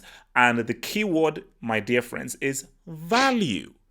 The amount of value he brings to a team is more than any other player on the planet. Defensively, in midfield, in the final third. In the midfield, in the final third, in the beginning third, in the first third. This guy does everything that an outside player can do. He can pass, he can cross, he can create, he can score, he can shoot, he can intercept, he can tackle, he can dispossess, he can read the He game. can't dribble. Dude can do everything. So my view is just keep it very, very simple. Where do you currently rank Kante? I'm ranking him as a chief. For me, I think he's the first player to go above tier 1. He's just currently a chief. So where do you rank Kante? Let's start off first with Abdul. So it's just very simple, guys. Remember, keep it brief because we have stuff to talk about. So where do you rank Kante, Abdullahi? Wow. Double H, I will say this. Without Ugolo Kante, and let me say, because now we don't have Eden Hazard, without Kante, Chelsea is disorganized team at all, entirely. Without him, I don't even think Chelsea. So where do you rank him in the world, man? Give me a ranking. Where do you rank him in the world? Where do you rank him in the world? Kante right now, wow. I would say top 2 right now. Wow. Top 2. Oh my god. Okay. Yeah. Oh, no, wait. Who said, oh my god, wait, why not? Who the hell said that? Top 2, yes. Yes. Let me say my word. Let me say my word. Top players? Top 2 players? Why I say top 2 is because all-round player Ugolo Kante is the best for me. All round. Yes. Easily. Attacking, goal scoring, Ugolo Kante. I'm gonna take him number 1. Better, far better than Kevin De Bruyne. We rate De Bruyne. De Bruyne is a crosser. We need to be now. We need to say the Kevin De Bruyne is a crosser. Kevin De Bruyne can defense. No Man City player or Man City fans can come out and tell me De Bruyne can defense. Hell no, I will never agree that. Kevin De Bruyne can defense. No. Kevin De Bruyne can never defend. He can't even recover a ball. Ugolo Kante can do everything. Okay, let's move on. Okay, so fine. Because I'm like, you're saying top 2. That's fair. Okay, Ahmed, where do you rank him? Well, if you look at his position and you compare him to the other CDMs, which is what I'll do, N'Golo Kante is the best CDM right now in the world. Wait, I'm like, chill, man. Let him talk, man. Let this guy talk, man. Chill. Right now, currently, with the way that all these other CDMs are performing, I think he's the best CDM because Busquets at Barca, he's struggling to fill in that role right now. Fabinho at Liverpool this season he's been decent, but not as good as Kante. Ahmed, where do you rank him in the world? Where do you rank him in the world? I need a world ranking. He's the greatest CDM in the world, so he'd be tier 1 because he's the best in his position. Cool. Okay, so you're not making him a chief. That's okay. That's fair. Nah, bro. He has to play at a team where he can win something to be a chief. Easy. That was below the belt. Christ, where do you rank Kante? 2 league titles. Kante is the best holding midfielder in the world, for me by a mile. But to say he's top 2 in the world, like Abdullah is okay. Where do you rank him? Okay, if he's not top 2, where do you rank him? Just give me a ranking. Top 5, top 6, top 7, top 8. Where do you rank him? Top 12 in the world. You see, you're smoking crack. All right, thank you for that. Hassan, Kante, where do you rank him in the world? Tier 1, but he's no chief. Okay, Hassan, why wouldn't you put him as a chief then? Based on what he does and the value that he brings to a team. This guy is carrying a bunch of bricks and sideshows. Why wouldn't you put him in? Okay, so what does he need to do to become a chief? Yeah, but what is he carrying them? Like they are in the table. Where are they in the table? Bro, come on, man. I'm talking about what an individual man is doing. Forget about the table. What an individual brings to a team. Why wouldn't you make him a chief? Yeah. Why not? Why? If he's chief, like they'll be like first in the table right now. Bro, they will win against I don't know, Valencia too. Okay, fair enough. Okay. I want to answer one thing. Like for valuable, I think Mbappe is the most valuable player. It's not Kante. No, because Whoa, whoa, whoa, Mbappe whoa. doesn't bring the defensive work that your boy Kante brings in. So I can't say no. I can't. Nobody's more valuable than Kante. But fair enough. I accept Wait, your viewpoint. you mean value? Wait, HH, do you mean by valuable? You mean by like money worth? No. Like Worth price to a tag? team. Your worth to a team. Oh, okay. Oh, okay. Sorry, How sorry, crucial okay. is the player? Okay, Yeah, okay. yeah. I thought you meant money. No. Okay. So Hazen, let me. So value based on your and what you bring to the team, the football team. Strictly on football. Forget money. Strictly on football. Do you now say he's the most valuable, or Okay, is someone sure, more yes. valuable than him? I agree with you, yes. Okay, cool. All right, Hazem, where do you rank Kante? Is this 2018-19 season? Yeah. As of Well, right which now, season? in the year of our Lord 2019. Oh, so from January. Okay. I'll go for from January, and he's, I would say, maybe eighth or ninth. You know, Hazem, because I don't want to have an emotional reaction. I don't even want to know the 7 players that you want to put ahead of Kante, because if for some sick reason you put a certain player ahead of Kante, I don't even know what to say. But Oh, of course. If you mean Salah and Lewandowski. Hazem, no, Hazem, I never said anything, because I don't even want you to even name those players, because I will have an emotional reaction. So let me not even name the players. But fair enough, you say 8th or 9th. I think that's harsh. But fair enough, that's your viewpoint. But look at players in his position though. Like CDMs. The CD, or he's even not. midfielders. For me, He's not a or even CDM, bro. He's a midfielders. box to Bro, box. For me, Bro, okay, he's a box for to bro, box. he's CDM, not just I'll a put him CDM, bro. as second behind Come on. Fabinho. Second behind Fabinho. Okay, Azam, thanks. All right. For Jujuman, where do 2019, you rank? 2019. Azam, you've talked, man. You've talked. Jujuman, rank this guy, man. Yep. With Kante, I say he's the best box to box midfielder in the world, and he's the best. I mean, his best attribute, because I think I mentioned this already in the previous hangouts, that Lampard needs to. The only reason Chelsea are going to be relevant is because of Kante. Yes. He needs to put him in a other rap, because he's the most important player. And the one underrated skill. I mean, Kante's best attribute. I think he's a very intelligent. He's a football IQ. I think he's the most intelligent box to box midfielder in the world. Yeah. That everyone overlooks because the agenda is don't want to give credit to Kante because he has high IQ, and everyone that says that's wrong is you cannot read the plays. That this man intercepts the ball a lot, and you can't intercept the ball that much if you cannot read the game at the top level. And because and I mean, he has 2 EPLs to back 2 EPLs and a World Cup. Oh, thank you.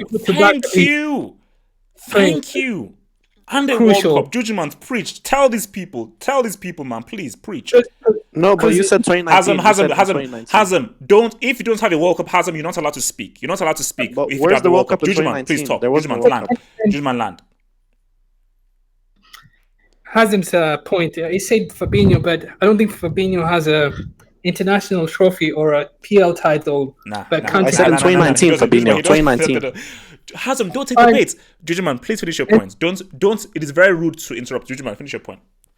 And the other thing is, if I mean, I can go say this point, but if it wasn't for Kante in that Leicester City, I'm not sure they're winning that title. They don't.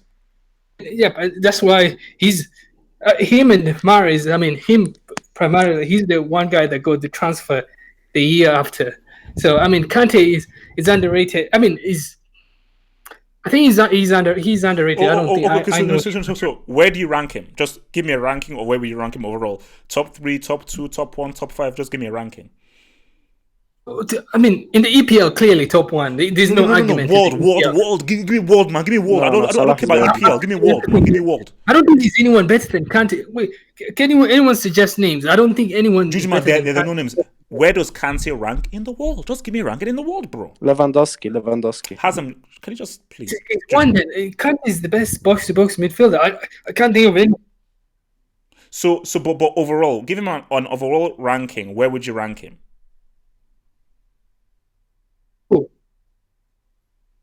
Yeah, and Fabinho as well in 2019. Conte's not a center mid though. Conte is not a center mid. Conte gets like 7 dribbles a game. Like, but how is this guy a center defensive midfielder? Yeah. It's like, no, Fabinho is a defensive player. Kante is a box to box. Fabinho doesn't do Yeah, I anything know, in but the you guys final kept third. on saying holding Basically, midfielders. you can't compare Kante to Fabinho because Fabinho plays a different role to what Kante does. So what? All right. Your boy, what's your boy? Wash, KJ Wash. Where do you rank Kante? Where do you rank him? Okay, so I have a before I answer, I don't know if you were hearing me or not. I have a question for you. Where would you rank Idrissa Gueye if we're judging by what happened in the Premier League last year? Because one wasn't in an argument that Sarri was playing Conte out of place, and Chelsea fans were. I'm pretty sure I saw videos from you saying that you don't like how Jorginho is playing Conte's old role, and that Conte was playing the wrong. He was playing out of position. So my thing is, if we're going by last year's EPL, like not just stats don't say everything, but Ghana Gay had more tackles, more dispossessions, more key passes, Ooh, a good lot point. of things. So I Good mean, point. I have to. If we're ranking League, him a brother, chief, league. Yo, league, brother. Come on, man. You can compare Uber So Eats. wait, Gay was KJ, in wait, everything. KJ Wash, He was what is in your No, everything. he was question? in Premier League, bro. So KJ Wash, what is your question? My question is, where would you, if Conte is tier, to me he's tier one. Obviously he's tier one. But if you're rating him a chief, where do you rate Gay? Idrissa Gueye Chief for Olga. me, tier Zero, three. Nah, Tier not three. a Like Kante. Come Idrissa on, Gueye, come on. good player, really good player. He's not touching Kante. Sorry, he's not touching Kante. So, but you I said think 2019 he's better. yeah, you set off 2018-2019 season, and I just gave you Yeah. the intricate stats, like not pointless stats. I'm talking about stats that you can KJ Wash, actually make a I've already said to you that's like, I don't look at stats. I look at Right, the eye right. test. I view Yeah, so games. basically you're delusional. Show me the footage of games and of the footage I've seen of Gay and footage I've seen of Kante without using who scored or whatsoever.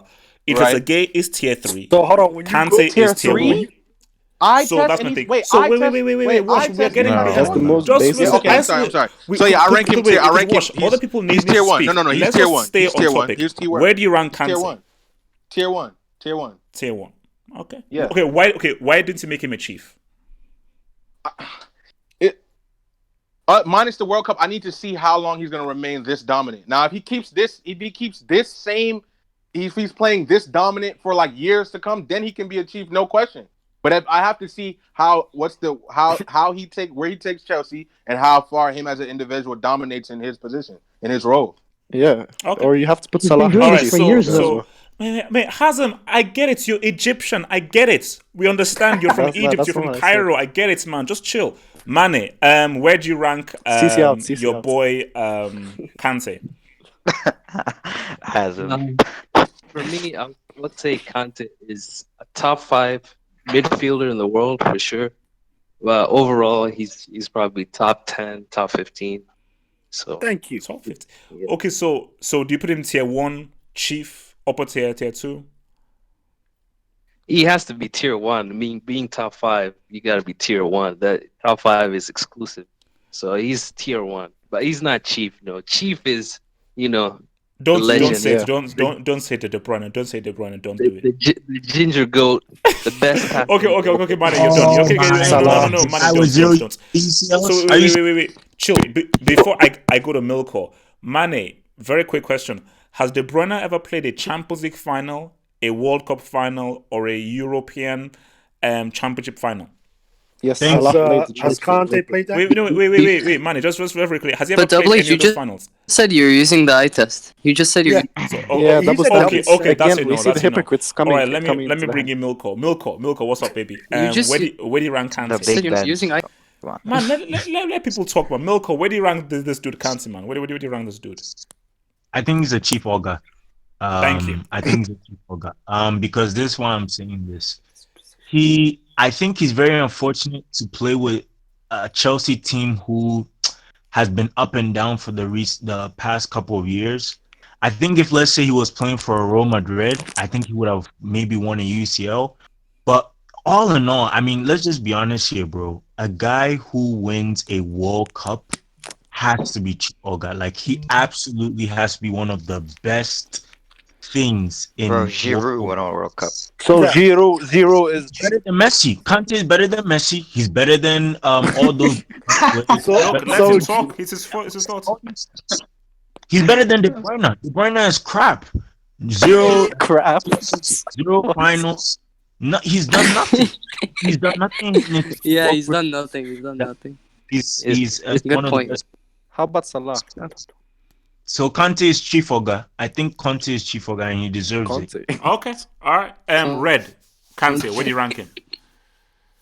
Is easily top 3, top 2 midfielders in the world, and it's not even close. And it's not about tackles, because if Idrissa is playing with Everton, he's conceding 30 chances against Man City. Of course, he's going to have more tackles. That has nothing to do with determining the quality of the defender or the player. That's just like it's not like goals and assists where you can actually quantify a direct impact. A tackle it depends on the whole play of the team.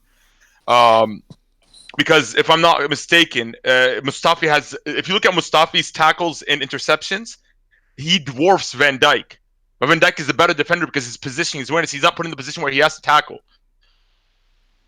Conte is not a CDM. Conte is a box-to-box midfielder. This guy could do everything.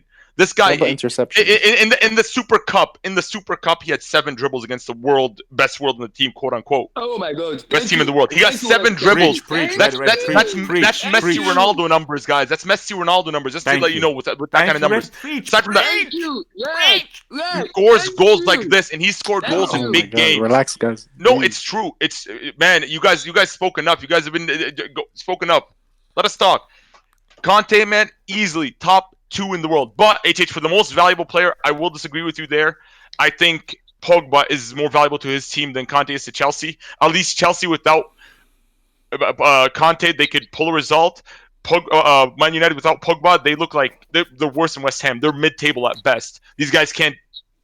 Wait, with him, they're mid-table as well. What are you talking about? No, bro, with him, they won the Europa League. Facts, man. They got the Facts, second. Wait. Let Red finish. Facts, Red finish. No. You guys are just hating at this point. Like, I don't know how a consistent winner from 2013 till now, you guys are going to say that he's bad. That's He the won thing. because he was with great teams, right? Oh, I okay. don't even know why he's talking. So Red, where do so you rank him top 2 then? Top 2, and there's a good argument to be made for him to be Chief Oga. I don't personally believe he's there yet, because I need him to like really decide the title race. Like, if you're not going to win the title, at least like end the run of, let's say, Liverpool or City. You know what I mean? Like, do something great in the season, and then we'll give him, because I think it's too soon still. Okay. Too soon. Right, but he's already done that twice, though. He's won 2 Premier League titles. No. Don't get me wrong. Wait. Don't get me wrong. No. He has nothing. Like, if we're talking legacy-wise, he watches most of these. Like, his resume, like winning a Premier League title with Leicester, is greater than winning 2 World Cups in a row. Like, that is the odds of that are. We'll never see that ever again. So that alone is huge. And he defended his league title when he went to Chelsea, and then he went on to win a World Cup. Legacies. What we're talking about right now for this season, he still needs a moment for us to put him first Chief Oga of the season, because Benzema, man, Lukaku, HH, we still need to have these conversations. Okay. No. We'll talk. Definitely. Salim. Yeah, I have one question. Are we talking about his position, right? In his position, right? I want to know, because I don't want to. No, we're talking about in the world, bro. We're talking about in the world. In the world, he's not top 2, and he's not Chief Oga. So you're lying to yourself. In his position, he's the best of the best, and I don't want to hear nobody, man. This guy, when he plays against Liverpool, For sure. I tell you, I fear no one other than Conte when he plays against Liverpool. I literally say, how do we I'd be like, my mind would be like, okay, who do we got to stop? Conte, because he's the one who, in Super Cup, he utterly put Henderson and Milner out of the game. Like, they couldn't do nothing against him. Yeah. He worked on them. In his position, he's the best. But other than telling me, in the world and everybody, come on, man. Yeah. You got goal scorers. You got assists. You got people who are scoring 40, 30 goals a season. Are you going to put on top of it? Goal scoring is only one aspect of football. Well, because you need goal scoring. Because look, HH. How do we Goals win you games? games, Double H. Goals win you Thank games. you. Say whatever you want, The man. end. Yeah, Goals no, win you matter they games, what. win bro. you games, but if defenders But decided did not to Kante pull up a defend, G those 5 against goals won't Liverpool mean anything. today? I mean, he put up a G against Liverpool today, so Yeah. I don't know why he's Did they saying win this. though? Did the game? Who won the game at the end? No, The end but he result. What was put it? up a G. Tell me the Salah won the story. game. Okay, Salah okay, won the wait. Can you game. Okay, tell so me the Salam, story? just tell me Hazem, where do you relax, bro, relax. where do you In rank his Kante? Just position, tell me where do you rank Kante? in his position, box to box, he's the chief to me in his position. Overall, But Overall, he's a upper tier 2, the and hell? he's the What? top 10. Overall, he's top 10, Yes, but in his I agree. position, he's I the agree. best. No I one agree. comes Okay, close all to right. him. Okay, fair enough. Okay, serial winner. Where do you rank Kante? Dear? Throw some Yeah, truth so bombs on these bricks, man. Go for it. yeah, so first of all, the goal he scored today was an absolute golazo. I mean, that was just brilliant solo Yeah. goal. Better than De Bruyne's. Better than De Bruyne's. Yep. So in the world, Shame. I would say he's a top 5 player. And the reason I don't put him as high as you do, HH, is because even though he's an absolutely brilliant player, there's no denying that. I mean, there are other players as good as him. I mean, you look at Messi, Van Dijk, De Bruyne. You can't ignore them too. Yeah. But yes, Salah. Kante for Yeah. sure top 5 in the world. I know. Okay. For sure. But okay. So wait. Before I go to Muntaha, I will still say that as good as De Bruyne is, he is still a system merchant. He can't go to it. He can't go to a Leicester City and lead them to a Premier League title. He can't do that. Wow, He's we're reliant still on the using manager. Leicester City. Sorry, Hallelujah. don't take the bait. Muntaha, please speak. Muntaha, please speak. Somebody's talking. Yeah, bro. Yeah, Muntaha, bro. guys, can you please shut the hell up? Muntaha, please speak. Bro, for me, oh my goodness, this guy is numbre uno, man. Kante. Numbre uno in the world of football right now, and he's the most Oh valuable. my You know what? Thank you. You know what? Let him You know preach. what? Muntaha, Give please me preach. Kante. You know what? Just give me Kante. Just add Kante right now next to Toni Kroos, Modric, Casemiro. Bro, treble is loading. Directly treble. I'm telling you. Yes, yes. Telling you. Stop yelling, bro. Bro, Wow, first what of all, Jesus energy, Christ. you know Oh, what? these people, man. You're You not know what? objective. No one is Three objective. teams. No, relax, relax. Wait, guys. Do you know what is so sick? This is what someone said. Put Kante in PSG. That Champions League is going to Paris. That Champions League trophy will be paraded on the Champs-Elysees. Simple. Put Kante in PSG. Nah, they they will needed see to. Put Don't Kante get in bro, Real Madrid.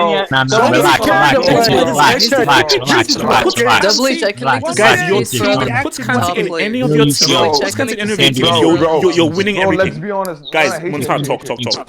Yeah, please, yeah, Allah, please, come on, man, guys, please, man, please, give me 2 minutes at least, bro, because I'm always at the end. HH is interrupting you all the time. Yeah, yeah. So for me, bro, look, man, like even in this current Madrid team, if we had Pogba, like we are missing something. We are adding De Bruyne. I'm just coming with a hypothetical situation, yeah. We are missing something, but if we add Kante, perfect fit, bro. Bro, this guy does defending, attacking, passing, movement, reading of game, IQ. Like, come on, man. Like, you have literally Sir Isaac Newton in your Chelsea, bro. You guys don't deserve this player. Let's be honest, bro. Hate it, bro. Chelsea FC don't deserve this player. This guy is a silent Galactico. Relax. No. Let's be honest, bro. Come on, bro. This guy is a silent Galactico for me, bro. And for me, bro, his contribution. You know what? People rate so many players from the French team. Yeah. Oh, if this player wasn't be there, Griezmann and all these guys. Yeah, France wouldn't have won the World Cup. If Kante wouldn't have played in that World Cup team, yeah, French World Cup winning team. I'm sorry, France is getting bullied by Belgium, bro. Whoa. Yeah. Without Kante, they're not winning the World Cup. No, Bro. they're not. I don't agree with that. I don't agree. Okay, so wait, Muntaha, round off, and then I'm going to now go to Lansimo for the final thoughts. So, Muntaha, make your final point. Bro, for me, man, look, man, De Bruyne have such a great team behind him, bro. Like, for me, okay, Pogba is great player, but like for me, even he's not showing up. So right now, Kante is the best player in the world right now, and I completely agree. He's not. No, bro. No. Wait. People with Fabinho, yeah. Okay, look at the team Fabinho plays with. Okay, like Idrissa Gueye right now, yeah. I'm comparing his right now current situation, bro. That PSG team looks bad. Like people keep on underrating that PSG team, but that team looks bad. Look at this Chelsea team, bro. And how can you even compare? Even still, though, Fabinho's not being called the best player in the world, though. In any form. It's his position, like he's being rated so highly, bro. Fabinho's so highly. Wait, chill. Let's be honest. Everybody's Lantema. Okay, delusional. Lantema, round us off. So, where do you rank Kante so we can move on to the next topic? I mean, he's as you know, like absolutely, he's my favorite player. Tier 1, whatever, Chief Oga, I don't care. Yes, he's absolutely incredible. And the fact that Chelsea since 2012 have had really mediocre squads, but 2 of the top 7 players in the world, top 7, top 5, I don't know where you want to rank them, and Hazard and Conte. I mean, we lucked Yeah, top out. We 7, I really agree. lucked out. And 7. if we finish top 4, it's gonna be because of Conte.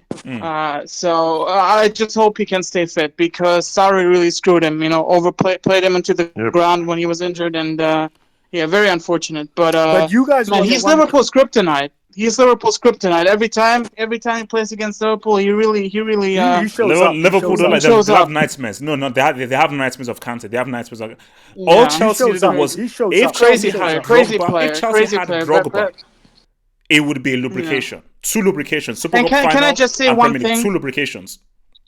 People think like Come Conte on, is this, you man. know, You delusional, man. first team all defense My player. God, man, There's your so hairline much is more to his Let's game. Lantema finish. Lantema, please finish your points, man. What the hell? No, I'm just saying, like, because of these English pundits, people have this perception of him. People think he's like a first team all defense player and nothing else. I agree with They're He's so much stupid. more. They're He's very so stupid. much more. Okay, He guys, has we're moving so on. Guys, much we're moving more on. in his Chill. locker. I agree, Guys, we're moving Tamer. on. We're I moving on. agree. We're moving on. bro. We're moving on. Let We're moving on. Lantema talk, bro. I He want was to talk spot about. on, I bro. want to Come talk on, about Ole Gunnar Solskjaer. I want to talk about United, guys. So this is just open forum rather than going one by one.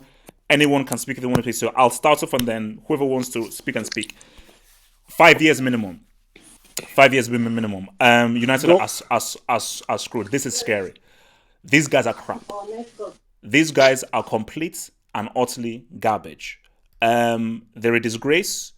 And all those people that said Pogba is overrated, he's not that good. You take Pogba out of that United team, that's a mid-table team. No lie. When have Pogba they finished? out of that United team, they're a mid-table team. 5 years minimum. United are a marketing brand. Marketing brand. You got it wrong. You got it wrong, man. If with Pogba they're mid-table, without Pogba they're relegation fodder. Damn. That bad? HH, can I go? Not true. Bring back United. Hashtag United 15. Bring it back, HH. Oh no, it's back.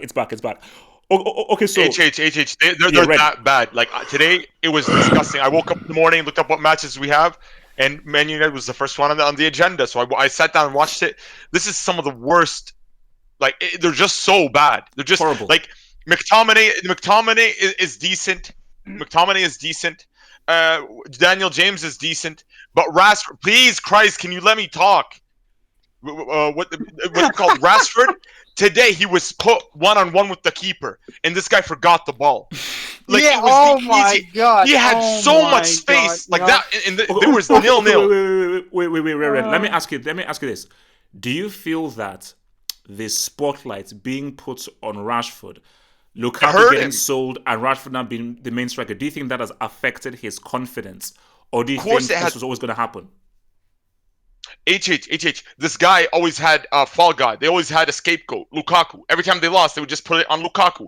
And Pogba, whenever they lose, they always throw away these players. Players like Lingard, you never hear about them. Players like Rashford, these guys are really, really bad. It's always the defense. Pogba, Lukaku, these are the problems. The best players on the team are the problem because they're not winning the game single-handedly. Because the rest of the bricks that they're playing with aren't doing anything. Like Daniel James today, he literally, like, I'm telling you, this one change is the one that, like, I switched off to this. I switched back on later, but this really irritated me. He skips past the player, passes it to Rashford. Rashford skips by a player. He's one-on-one with the keeper. He has all the time in the world, and this dude didn't know what to do. He just completely folded. He forgot the ball. He was like, and then you just see him. He just puts his head in the ground. Nobody talked about that. Nobody mentioned that. Nothing. Like they can't. He can't even scroll from open play. They can't. So okay, so let me ask you. Wait. Let me ask the panel then. Well, let me ask the panel. Ole Gunnar Solskjaer. I said that he gets sacked by Christmas. How long does Solskjaer last? It depends on Edward. Morning, HH. They should sack him tomorrow morning. It is his fault. It is his fault. The team doesn't have a. Can I interrupt? It's not like Barca. It's not like Barca. Can I Barca when they played against Granada and they lost, at least you could see that they're unlucky. With United, they deserved to lose 2-0. Like it was 100%. He was outcoached by Pellegrini. He was outcoached with ease. But to be fair, West Ham had a better squad at the same time. So okay, so wait, let me bring in Salam. Let me bring in Salam. You wanted to speak, Salam? Yeah. Let me. Can you hear me? Yes. Okay, yeah. My point is, you know how like I was watching there was a podcast from Josh Hart, New Orleans Pelican. He's an NBA player.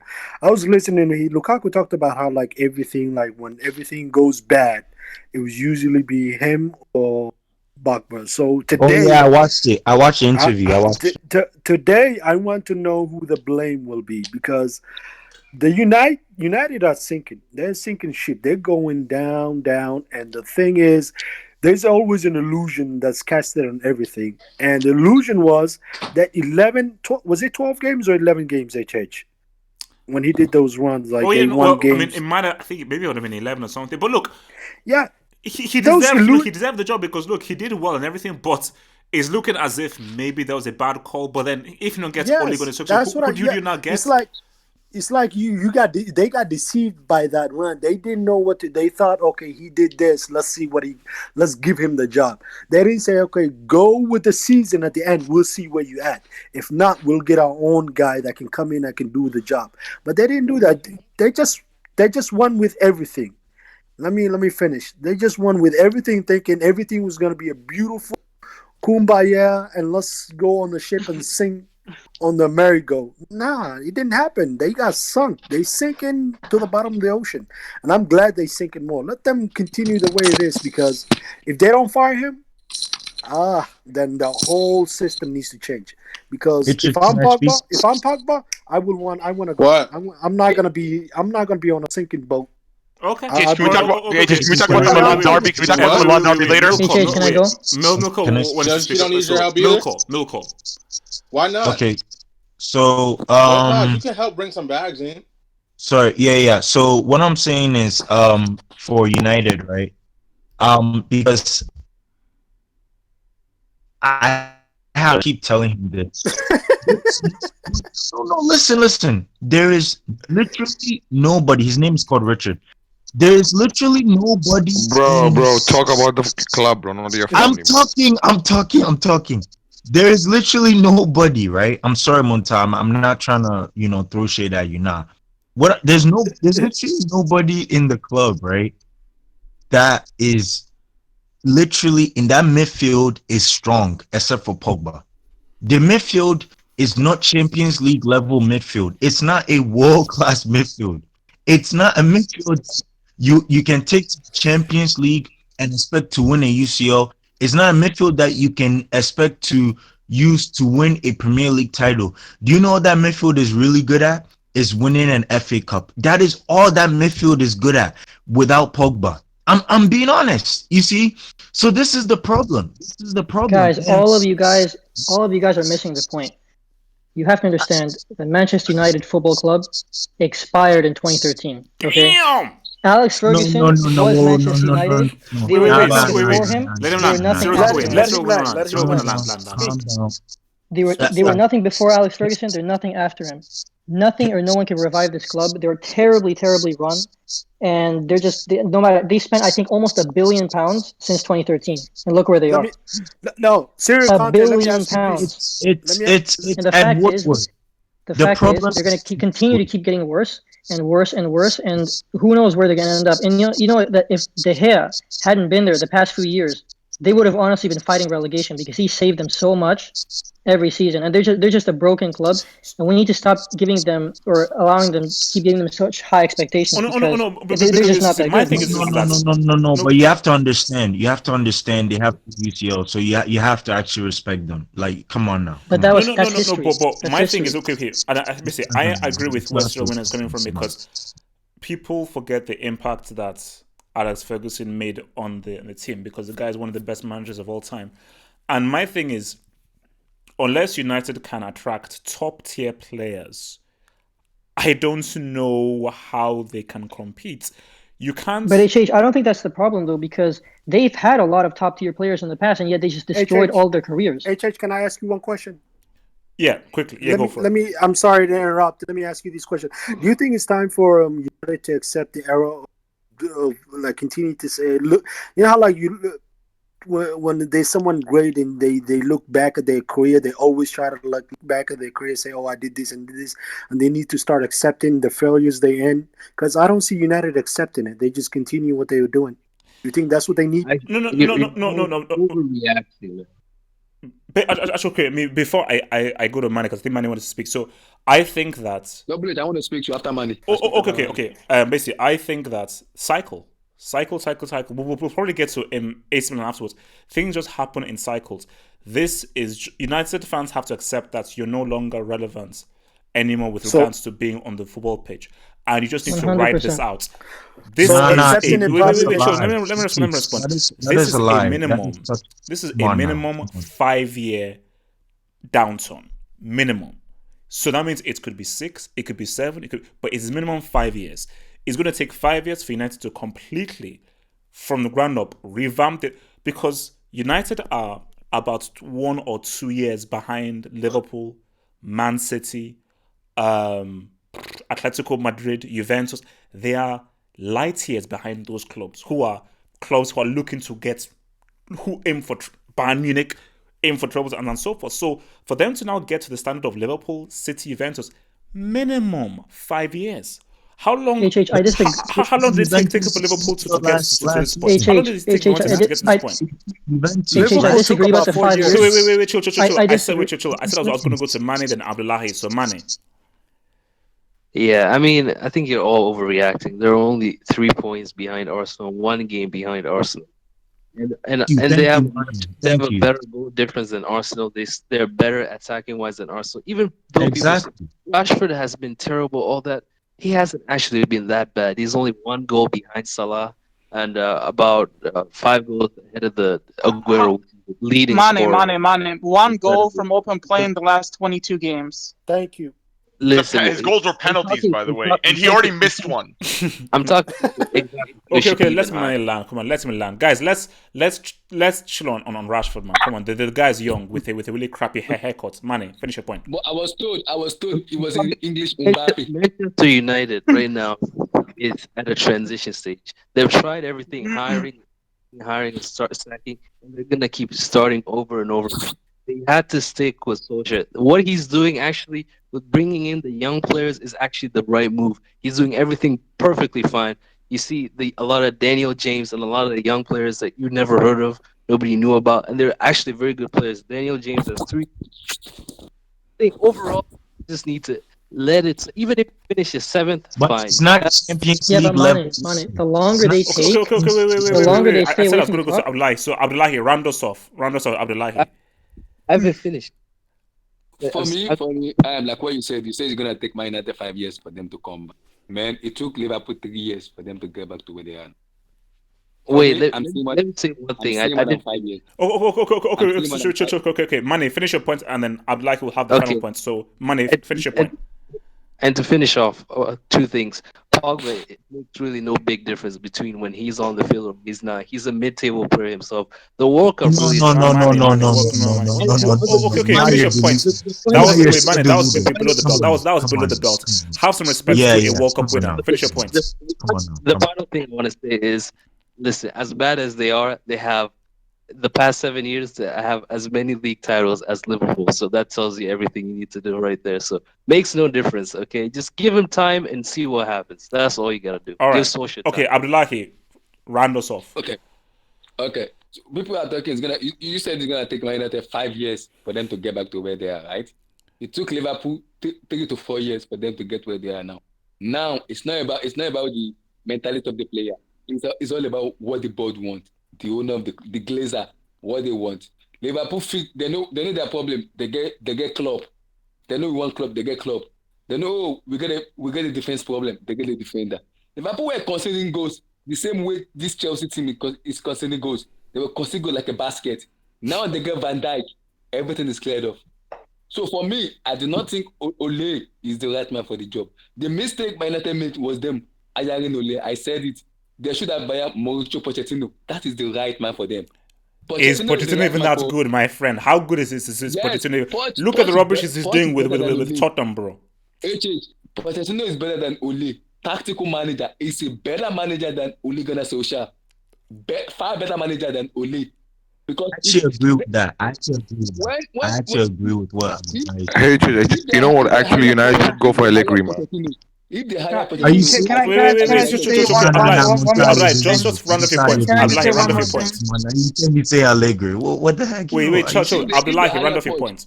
if they hire Poch, we're gonna see the transition play from attacking to defensive to midfield.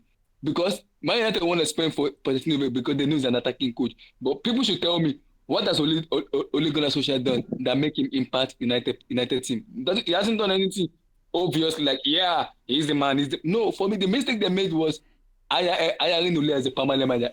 They should have gone for Mauricio Pochettino. That is the right man for them. Because Okay, wait, guys. Can I just say something?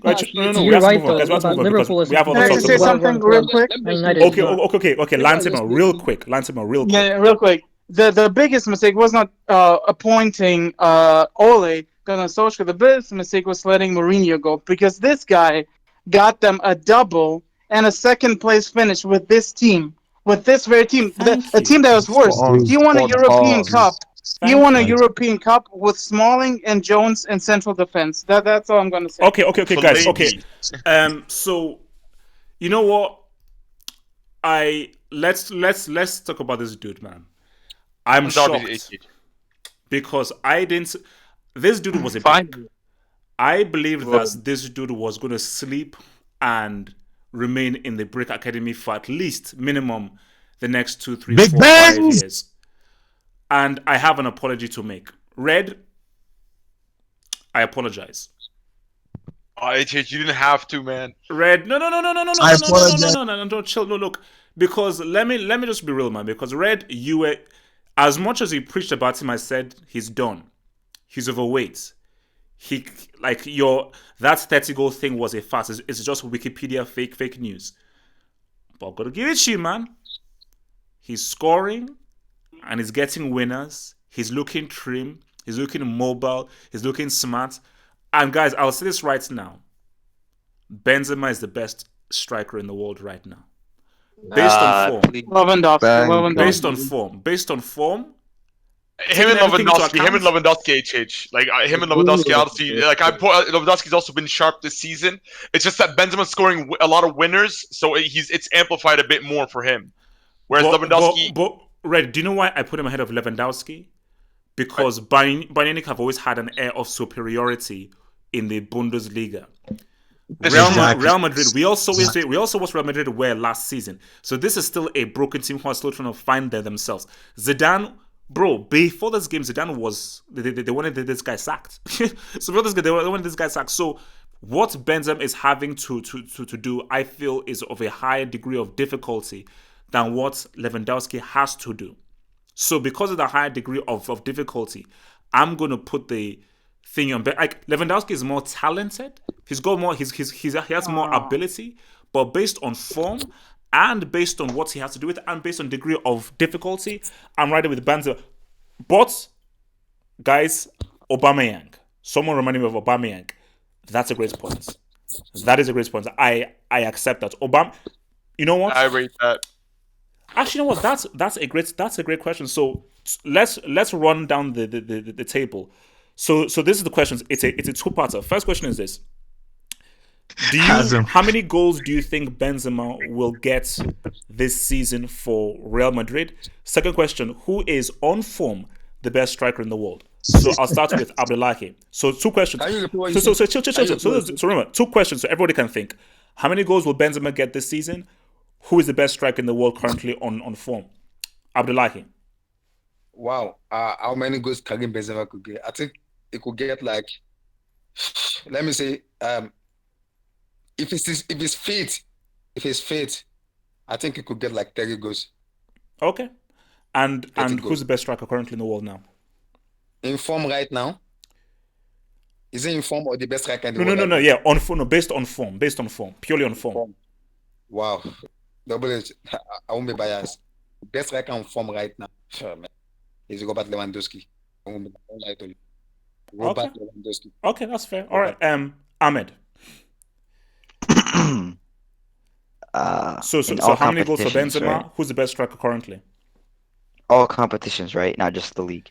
Yeah, all competitions. 39. Okay. Okay. And And I think he's the best striker based on current form right now. Benzema. Oh, so you say Benzema is the best striker on current form. Yeah, of course. Okay. Lansema. How many goals for Benzema this season, and who's the best striker on current form? How many goals depends on how many Hazard wants him to score. If this dude is playing at 10%, he's 5 stone overweight, and he has Real Madrid at the very top. So I mean, once this dude hits even 50%, Benzema will be scoring hat tricks every game against these bum teams like Levante and Granada. And as far as who's the best player striker on form right now, I think Aguero, probably Aguero. Thank you, thank you, Either thank you. him or Ta, Tammy Abraham, 7 goals in 6 games. So. Hey, all right. Christ. Oh, okay. So speaking. So Christ. How many goals for Benzema, and who's the best striker currently? For Benzema, I think 35 goals. With Hazard's creativity, he'll score, and last year he did pretty well. So I think he'll do better this is of Hazard's creativity to create. Okay, so you're saying how many goals? 30 goals. 35. 35. And who's the best striker currently? Yeah. It has to be Lewandowski. From what I've watched in the Bundesliga, it has to be Lewandowski if we're just going off form. All right. Hassan. Hey, I think he's not gonna get more than 20. Jesus. Okay. Yeah, I think he's not that consistent. And the moment he dips Jovic, he will get more chance. All right, and so best striker on form. Easily Aguero. Wow, nobody has said Aubameyang. Nobody has said. As someone said in the chat, Aubameyang has scored 11 goals and has won 11 points for Arsenal. Hazem. Yes. Wait, chill. Let the guy speak. Okay, Hazem, go for it, Hazem. Yes. Benzema was scored 25 in the league and I think around 5 in the Champions League. So 30 overall. And as for the best striker on form, has to be Lewandowski because the reason is you said level of difficulty. The only hard team Benzema scored against was Sevilla this season. Lewandowski scored against Leipzig and hat-trick against Schalke, who are tough teams. And German also, Major League Soccer. That's irrelevant. That's irrelevant. Leipzig and Schalke are better than the teams that Benzema scored against, so defensively as well. Upamecano is a great defender. So also in the Champions, he scored in the Champions League against the defensive Red Star Belgrade. Yeah, he's overall doubled the goals of Benzema this season. And the reason I put him ahead of Aubameyang is because he scored in the Champions League as well. Okay. Juju man. It's what? How many goals for Benzema? Best striker on form. Okay, so I expect Benzema to score 40 goals, at least 40 goals this season. Chill, Juju man. No, if he doesn't chill, just relax, Juju man. You're too hype. 40, that's a lot, Juju man. That's a lot of goals. Bro, I said 39 and no one said anything. Juju says if you look at it, if you look at it, he's the only guy that Hazard doesn't score. Bale, I don't know if Bale will get the whole full season. He'll probably be injured soon. I mean, it's overdue. It's long overdue. Bale's injury is long overdue right now. And with Benzema being the only sole striker, I mean, Jovic. Remember, he doesn't take penalties. Juju, don't talk about that, dude. Jovic, please don't. Just. So Benzema doesn't have. Benzema doesn't have competition because, I mean, Jovic is not a threat. So that guy is not a threat. Juju, remember, he doesn't take penalties though, so you gotta take that into account. Okay, so best record for. Oh no! So just one point with Benzema. Benzema, I mean, probably guaranteed to get with Hazard, guaranteed to get 5 chances a game with Hazard there. Like he's not operating full right now, but once Hazard is in full operation, This guy's guaranteed to get 5 chances a game. And best striker on form, I mean, Bundesliga and everything. But I'll give it to Lewandowski. Even Yes, though it's I mine. don't It's rate mine. Bundesliga, I don't rate Bundesliga, and I think Bundesliga is, as his team has stated well, the German MLS. Anyone with pace can shine in that league.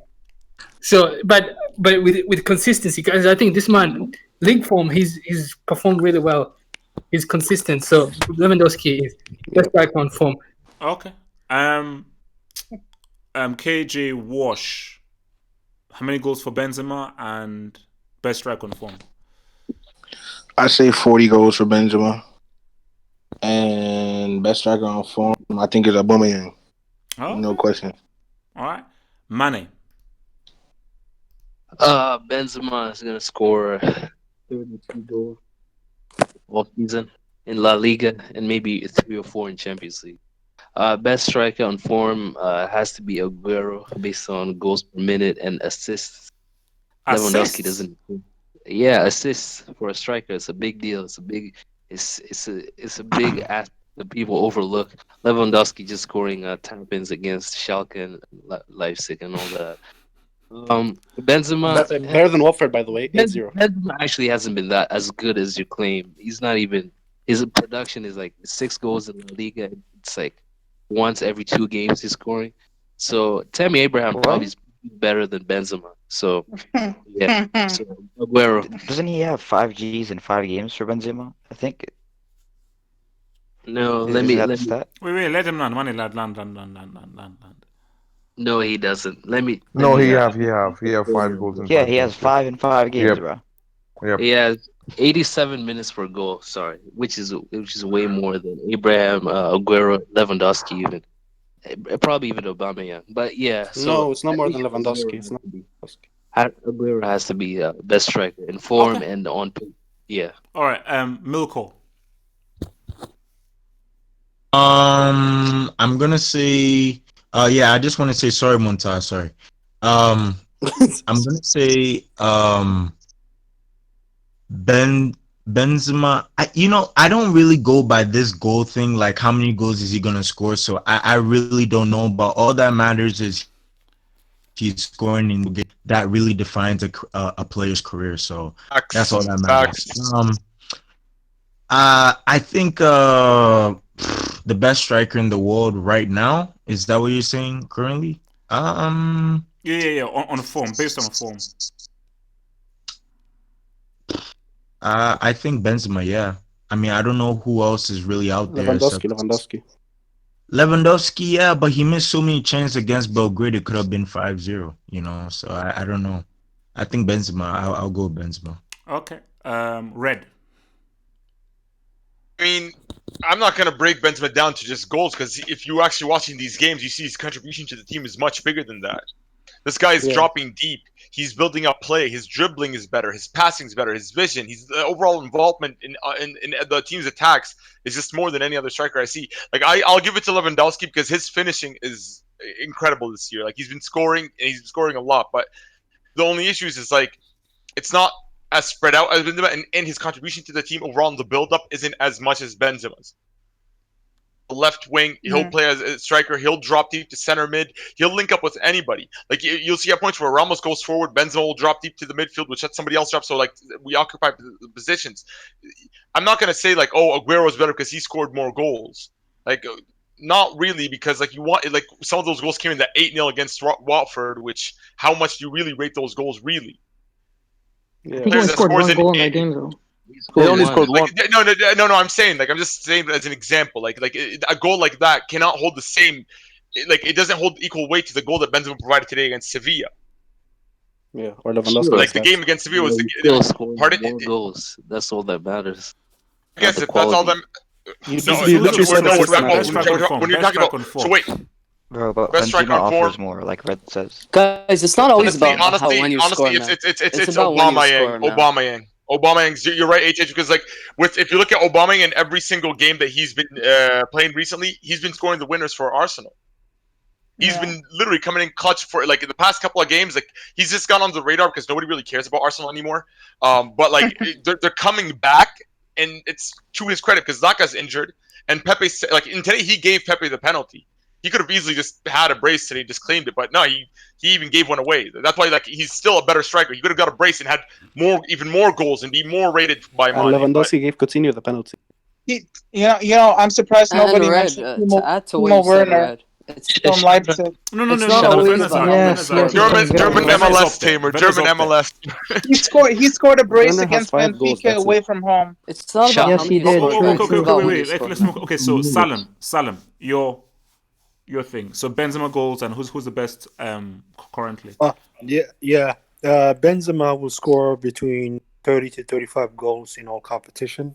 Okay. And I think people don't understand that, like, Benzema, like, people disrespect Benzema a lot because if you look at it, when CR7 was there, Benzema was more like sacrificing his his his his his glory for the better of the team. He knew that, okay, CR7 is the man.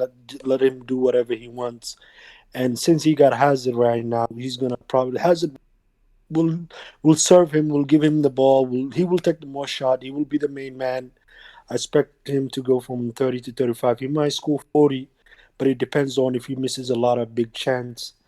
And the best striker right now, I have to go with Lewandowski because of the difficulty games he played. And people say German MLS, but I mean, you guys were telling me that Bayern were not gonna win the league, so I don't know why you keep telling me it's German MLS, but you guys don't say Bayern is not gonna win the league. So Yeah, true. doesn't make Okay. any sense. Double standard. All right. So yeah, Lewandowski is in the best form, and I expect if and you gotta be put the if. It all depends on if Benzema can stay healthy. Okay. All right. Serial winner.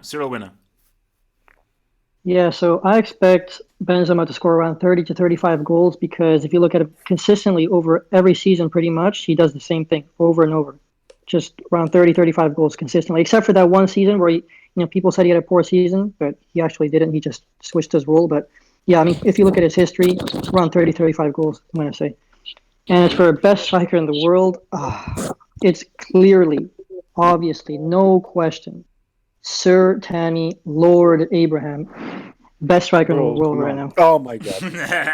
Look, it's his choice. The guy who Let's missed the keep it chances his choice. against Liverpool. All right. Okay, Muntaha, round us off. Round us off. Oh yeah, bro. For me, I think so. Even you can see the last season, like it was like, oh my god, doomsday for us every day, every flipping match day. Like we are conceding so many goals, and Benzema used to score for us. So, excluding penalties and all those things, he scored 29 to 30 goals. Correct me if I'm wrong, and 10 assists last Benzema season. doesn't So, take penalties though. yeah, I know. Excluding penalties, as I said. And if he would have taken penalties, it could be easily 38, 37 goals last season in all competition, I mean. So for me, I think so. I'm expecting 35 plus goals, this season from Karim Benzema. And now, who's the best striker right now in the world? It's really difficult because Lewandowski is showing up. He's scoring so many goals, man, and against big team as well. So for me, like I might be a bit biased here, but I'll go with Benzema. But Lewandowski is also like neck to neck between Benzema and Lewandowski. And one more thing I just want to add over here is that how come, bro, Aguero is in like the segment of Benzema and Lewandowski and all? Bro, this guy's Premier League merchant, bro. Sorry, man. With that same Yeah. team, bro. With that British same team, MLS, British MLS. bro. Aguero has never shown up in a major Champions League game, and he's an bro, international break. bro, that guy was. Aguero is a league merchant. He's a league merchant. But carry on. Yeah, bro. For me, bro, in that same team, put Tammy Abraham, bro. He's scoring, by now 15 goals, 12 goals, bro. Look at the team, that City team. British MLS. Bro, for me, I don't, I don't rate that, Argentinian fraud, man. Sorry, bro. So for Muntaha, me, it's only the man. first 5 games he's played in the Premier League. Bro, You can't value him yet. you have to understand. When you compare the strikers, you have to compare the situation when they score as well. This guy is being like, invisible in Champions League. Guys, you know what? Muntaha, he played one Champions League game so far his entire career. No, bro. And he scored as well. Messed up so Yeah, Lewandowski scored in the Champions League. Okay, wait. I don't rate Let's this run. guy, bro. Look at his performance in UCL, bro. For me, Okay, wait. Sorry, man. Okay. You know Let's what? run. Just, So, let me finish over here, bro. finish your point. Please, bro. Yeah, bro. So for me, you cannot compare Sergio Aguero to level of those strikers, man, in the segment tier 1 segment. Yeah. Sorry. Okay. Bro. So basically, and in my thoughts, Benzema, from looking at it, I believe that he's going to score 27. He's going to score 27 goals in La Liga, and I say he maybe scores about 6 in the Champions League. And best striker currently on form is Aubameyang, because based on who Aubameyang is playing with and the players that are around him and the goals that he's scoring, I feel that based on just striking, goal scoring, degree of difficulty, those who are creating those chances for you, how difficult you are to get those chances, I am giving it to Aubameyang, because Aubameyang has a far more difficult task as a striker to get his goals than either Benzema, Aguero, or Lewandowski. So, That's not true. our final topic is we're gonna rest in Italy. So it was the Milan derby, and guys, let me be real. Before I get to AC Milan, because I've got a lot to say about AC Milan, and I hope Hazem you're listening to this, and Milko, whoever the hell you bloody It's the same thing always you say about Fulham, Grace. chill, just relax, just chill. So my thing is this: is that Inter Milan, Lukaku, is this the real deal? Because this is funny. This slightly rhymed. So who the hell is drinking? Okay, look, I think it was bloody Christ. So my thing is this: how funny is this? Lukaku scores, Milan derby, Rashford breaks it up, Rashford gets injured, and now United don't have any strikers to call on to. How funny life works. So, I mean, I'll put it out to the group, and anyone can answer. Do you believe that Inter can actually do the impossible and actually stop Juventus from doing 9 in a row? No. I'll go. I just say I had Abdullahi. Go for it, Abdullahi. Double H. I said it when immediately they hired them. Antonio Conte. Red said the same thing. But people kind of feel like, what are we saying? He said it. We knew. Antonio Conte he knows how to win a league. He knows how to win a league. He did it in Juventus as a player. He did it. He won it back-to-back 3 times as a coach. He also did it in Chelsea his first season. He won the Premier League. Now he's in Inter Milan. Hands up. The Don is back. He's gonna win it. I don't care what Cristiano Ronaldo is gonna do. What he's gonna say, I don't care. So far, that man, Conte, is there. Inter Milan are winning the league. I said it again, and I'm still gonna say the same thing. FC Barcelona are ending in the Europa League. If Kia is not taking, they are going back to Europa League. If Kia is not taking, they are going back to Europa League. I won't be surprised if they finish third in Champions League. I would not be surprised. Because we're sleeping on Conte a lot. We're talking about Inter. I will also say because Lukaku is brick. Lukaku is really brick. He came out and said it.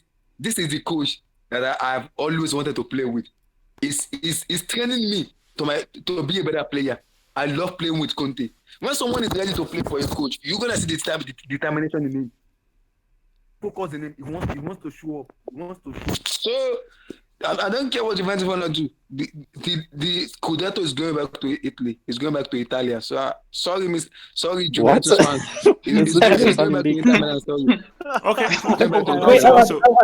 So who else believes in this Lukaku Inter projects then? I do. Okay, Lancero, go for it. I'll add with the Inter Milan, I was surprised how many chances they created.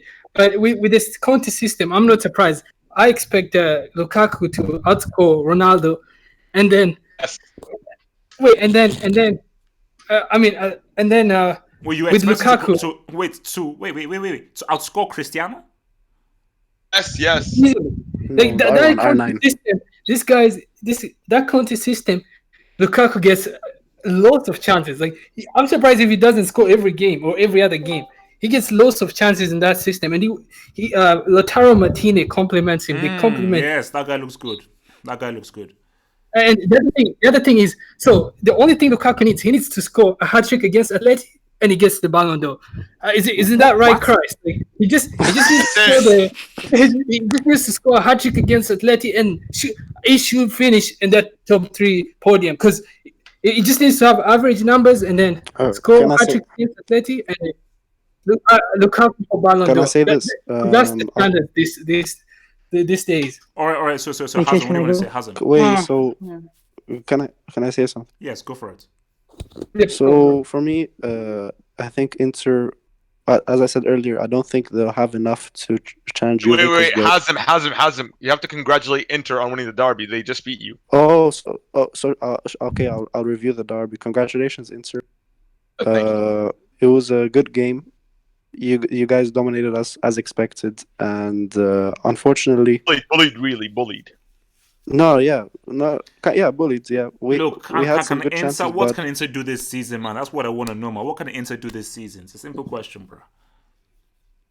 second place. And also, I want to say the reason that Lukaku is such a perfect fit for Antonio Conte's system is basically, if you watch Inter this season, it's all over the head balls towards Lukaku, Or the and City. as well as crosses from the wing backs. So overloading of crosses and overhead balls from the midfield, and Lukaku is the champion of that, and that's why it's so good.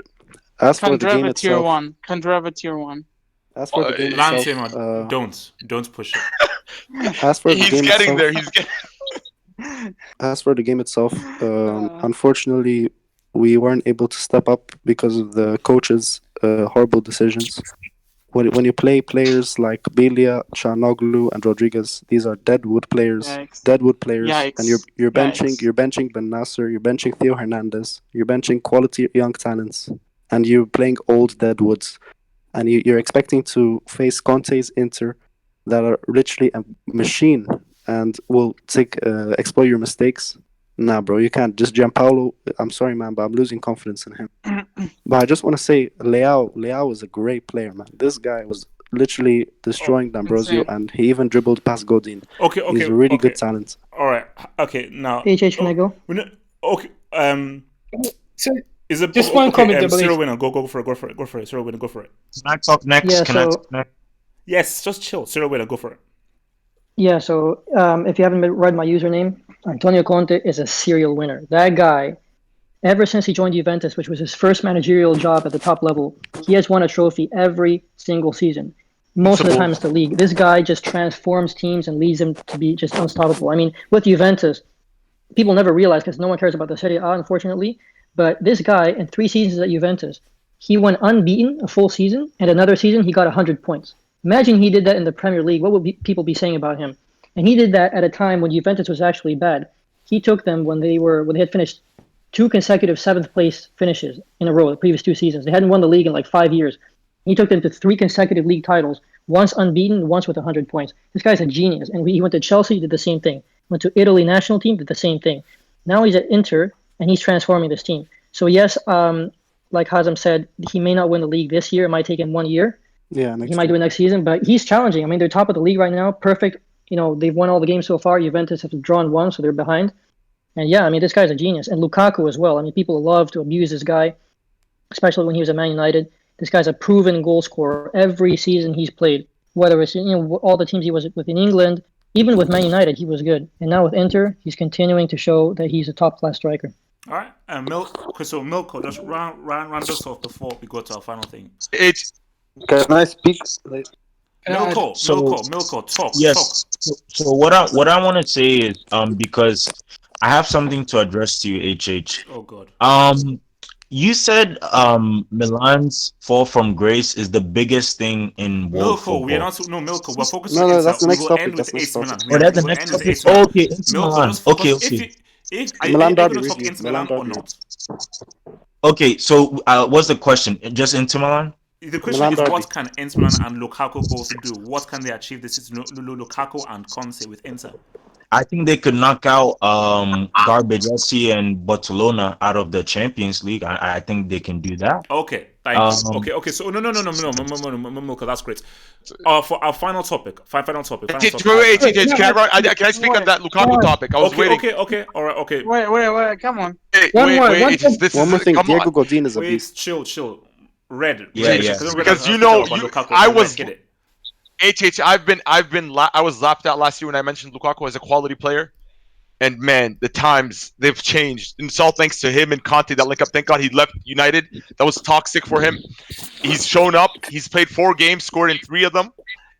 3 important goals. Hey, Church, can I say something? Red is paying off, man. Red is finished first. Can I at least round off? Right. The header was offside. HH, we're winning the league this season. Inter are winning the league. We. The champ. We? Yeah, Yes, he we're said getting we. knocked. Yes, he said we. Yes, he I'm said re- we. You I'm heard repping right. I'm Red. repping Inter. I'm repping Oh Lukaku god. Conte. I'm HH, let me repping say winners, something. man. Serial winner. Let Telling you, me say first season we're gonna, bro. Let me finish. Just let me finish this and then say whatever you want, bro. And we got everything. Sensi, this guy's Yeah, underrated. he's really Check good. him Yeah. out. Check him out. You'll enjoy. He's a Serious. good I'm not watch. gonna lie. Very Sensi good The player. is Very defense. good player. New Verratti. You have De Vrij, Skriniar, and Godin. Clamps, HH. Nobody's getting. Thou shall not pass. The Piontek was a ghost, and he's a poacher. This guy's a quality finisher, and he couldn't even do anything in that game. No chance. The wingbacks are looking great under Conte. They're like the defensive, like the responsibilities are sort of less now, so they have more freedom to go forward. Similar way he did at Chelsea, how he made Alonso look world class. Showing up now, Guys, he's shut had a up. stinker, Oh my but god. Brozovic has had he's been looking good in some of these games. And of course, like I told you guys in the first hangout this season, Lautaro Martinez and Lukaku is an upgrade on Icardi. No, but together, them complementing each other, they're better than Icardi. Like, and they're proven now. Like they're not relying on one player. They play off of each other. So Can yeah, I say that's it. something, Okay. HH? So just final thing now. This is the final I topic now. want to say something. One Wait, thing. wait, no, Sal- Look, this we have to roll. All right. Okay. AC Milan. Oh God. I have to be real. In case some of you don't know, probably one of the first jerseys I ever owned when growing up was The same story every time. You say the jersey. same. George Weah was one Yeah. of my first ever heroes I don't growing know how up. I'm gonna make them understand. I don't care what anyone says. Nobody will tell me otherwise. This is by far the greatest fall from grace Yes, we and know. decline of a football club that I've ever seen. I I have don't. to keep it real. AC Milan are garbage. And when I say AC Milan are garbage, this isn't like, okay, this is like a Sampdoria or a Roma or something. I go via what they were before. If AC Milan were like Sampdoria before or Roma before, I'd be like, okay, no, don't worry, it's process, it's fun and everything. But I have to go via this is a team that used to have George Weah, Van Basten, Seedorf, Costa Curta, Nesta, Kaka, Shevchenko, and so forth. From that to Suso.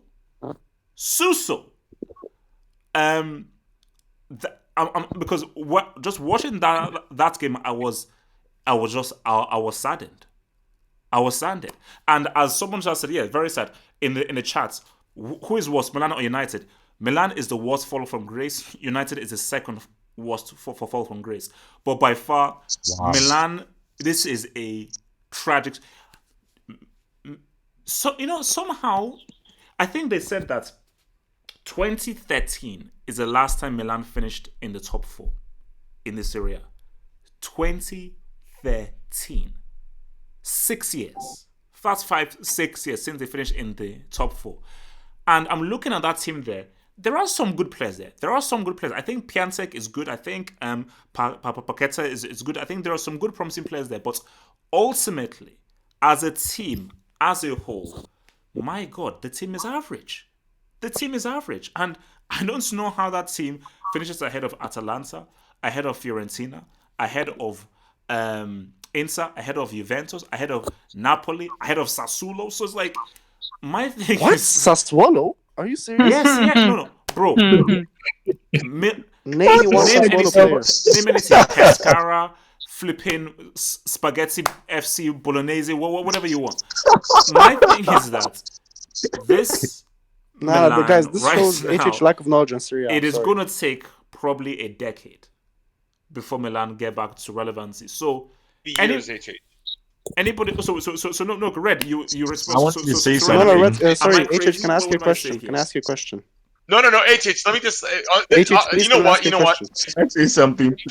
Milan fans should pray to God that Inter Milan win the league, because once Inter become relevant again, Milan will become relevant again.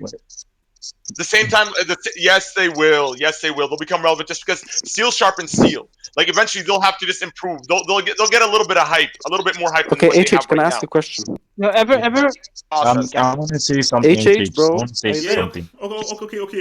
Hazard, you wanted to ask me something? Yeah, ask me. Yeah, so you've been repeating the same Fall of Grace thing every year. The Fall of Grace happened between 2011 and 2015. We all know that. Now, no. Now it's not worse. We were finishing 11th. Okay, we literally went up the table every single year by one step. So now it's on the way back up. Well, my question to HH is: so you've been talking all this fall from grace. What's your solution? Because you seem to know, or what's the solution to this? The response. Yeah, I love this Hazard. I know. I know what's Okay, the so solution. say so the solution. I know. The solution is this: is that you have to look at the reality of what club football is about, because it's complicated. Firstly, money. You need that investment, but the key thing is that even if there was an investment, money alone isn't going to give you that cachet to attract the very best, because it's a mixture of the right manager and right coach, and it's a mixture of getting the right players and the best players and a higher caliber of players, better scouting. Again, use the example of Klopp and Dortmund. Who knew about Mario Götze, Lewandowski, Ilkay Gundogan, Matt Hummels when Klopp led them to those league titles? So it's the right manager, it's the right scouting network, and it's the right player acquisition and the right coaches. So the backroom staff and so forth has to be right. Again, where the hell did Atalanta come from? Atlanta just came from good coaching, good player acquisition, and everything. Boom, they didn't get 50, 60 million. So my thing about it is that when I look at this team, I look at the player personnel, I look at the strategy, they're simply not good enough to, for a 38 game season, consistently get enough points to get Okay, into so the you're top saying four. get young HH, can I talents, yeah? comment? Get young talents. I want to talk though. Oh, Like no, wait, HH, can I comment? So Azim, it's a mixture, because for me, I think the money route isn't. Remember, the money route brought in Lucas Bilia, Bonucci, Chalanoglu, and what happened there? Yeah. Those is a Okay, big so problem. can I So respond all these guys, quickly? what happened? So you now have to take the other route, which is that you have to now really do the real route, where it's like you have to find great scouts and great coaches. Yeah, so if I respond, so actually, if you've been keeping up with AC Milan this season, you'd actually know that's literally the whole plan of Milan this season. We literally all the players that we got are young talents. The Ben Nasser, Leao, Theo Hernandez, they're literally all young talents. So we can't do anything else because of the FFP. And that's the problem with FFP in modern football. FFP is literally designed to keep the big clubs right now big and keep the clubs that are trying to get back up there. Yeah. So Can I we can comment? only do not the big talents. clubs, That's all we can Fazem, do. the rich clubs, not the big clubs. Yeah, we can have all the money. We have lots of money, but we can't invest it because of FFP. Yes. Because we need to make revenue, and we just have to invest in young players, and that's what we're doing. So the only thing I agree with you is the coach. Yes, we need the deal is someone this. like a Mourinho or someone who can really attract more young talents. Agree. Hazem, the deal is this. So if you compare Inter and Milan the past 3 years, it's a similar situation to Manchester United and Man City, where in the Man City Man United case, both teams have around the same amount of money, and yet Man City suspends it so well. They have a plan. The club is run very well, whereas Man United just throws money at the problem and expects it to go away, which doesn't happen. So with Inter and Milan, it's a similar situation in that both clubs were financially bankrupt, or not literally, but they had very little money. And Inter had a plan. They run well. They had a gradual long-term plan over 3-4 years to implement, to gradually get back to the top. And that's what they're doing. This season, they didn't just come out of nowhere. They've been building this for around 3-4 years already. Whereas Milan thought they could just solve their problem all in one season. They spent like 100 million, bought a whole team, and it all backfired. So that's the key. They need to, have a plan, a gradual plan, a long-term plan. We have a plan. Some patience. The problem. Wait. Sorry, Lansman, before I go to you. I mean, Juju man, I don't know whether you want to respond to this. This guy in the chat called Esther Zack13 says that you should be Milan's new manager. So, Jujuman, do you want to be the new manager of AC Milan? And if you were, what would you do? How would you get them to win the Serie A if you're the new manager? Yes, for Milan, it's easy. I think the fans need to put pressure on their owner because I'm not sure this guy because he's a Chinese owner. So No, I'm not no, sure it's not. It's Elliot. It's an American hedge fund. American hedge fund. Hedge fund. They Wow. sold the club to an American hedge fund. I mean, Berlusconi sold the club to an American hedge fund. Okay, No, he sold it to the yeah, Chinese owners. like this, the ownership is the problem for this club because what's it called? Fans need to put pressure on the owners because what's it called? The club has no structure. It feels like to get to make money off AC Milan. I don't know to make money off AC Milan instead of the club. It's like someone's using this club just to get cash and that's it. Because if I was to ask AC Milan fans, I know Hazim, you mentioned the long term plan is to get. It doesn't look like anyone cares. It's like, oh, whatever. We just like with AC Milan, they lost, and I didn't see a big meltdown online or anywhere. It's like it's expected now. This is the new level, I believe the more press signs have the signs and put more pressure on ownership, and like. But what can the ownership do with FFP? They sell the club to someone that cares, or they invest a lot in the club. They can't just. But hasn't Inter also had the same FFP problems, but they took a gradual approach and planned it out, so they got to where they are now. Milan need to do the same thing. Yeah, and that's what we're doing. Okay. Lance, you want to say something? Lance, Yeah, I think another problem with Milan is that since Allegri left, they've only appointed managerial duds. I mean, who are these guys? Like, I have the list in front of me. Like, they appointed guys from the streets, from the literal gutter. I mean, since Allegri left, they had Mauro Tossotti, Clarence Seedorf, Filippo Inzaghi, Sinisa Mihailovic, Christian Brocci, Vincenzo Montella, Gattuso, and Giampa. Who are these guys? Where did they get them from? It's true. Did they win did they win in the lottery? Like, so what they need to do is get. I mean, I don't know if this Giampaoli guy is good. I don't know who is he even a manager. I have no clue. He's trying get a Mourinho and get someone proven. Tuchel, Mourinho, get Ferguson at retirement. I don't care. Do get a proper manager in. And buy some good players. My God, your transfer record is shit. Ever since 20, you haven't. I've never in the past 8 years. Past 8 years, I haven't seen Milan make a signing where I went, wow, this guy's actually really good. This guy's gonna help them. Not one. Maybe until the summer, Benasser was very good in AFCON, but jury's still out. Who knows? He's not even playing apparently. Yeah, that's the manager. Paqueta, big question marks over him. Piontek, Genoa. I mean, you need big name signings and you need a big name manager. All right, but how can you do that with FFP? Tamer, can I respond? Can I respond to what Tamer said? Go for it. Milkor, and Red. Who's? I want to say something too. So yeah, with Milan, just add more to that. Like, you know how they say in Chelsea there's a number 9 curse. Milan dwarfs that. Yeah, Milan. Like, everybody that touches that number 9 jersey, their career is done. It's over. Like, they actually. Can I? But they can't even get a big manager. That's the problem. They can't, because what Hazem said, they don't have the ability to like pay out to these people, afford these people. They can't afford Mourinho. You think it's just about the name or how many champions? They can't afford him. They actually can't afford good players. It'll take 10 years. Yo. We have to run now. Guys, look, we have to run now. Milkor. We will see you guys. Something, man. Wait. We will see you guys next. Look, I'm sorry. Look, man, I have to ride. We are on it. Guys, it's been great. It's been cool. Remember to like the vid, share the vid, hit the like button, and I will see you guys next Sunday, man. Peace out. I need to eat. I'm starving. Peace out. Stay true. Stay real. Peace out. All hail Sultan. Peace out. Yo.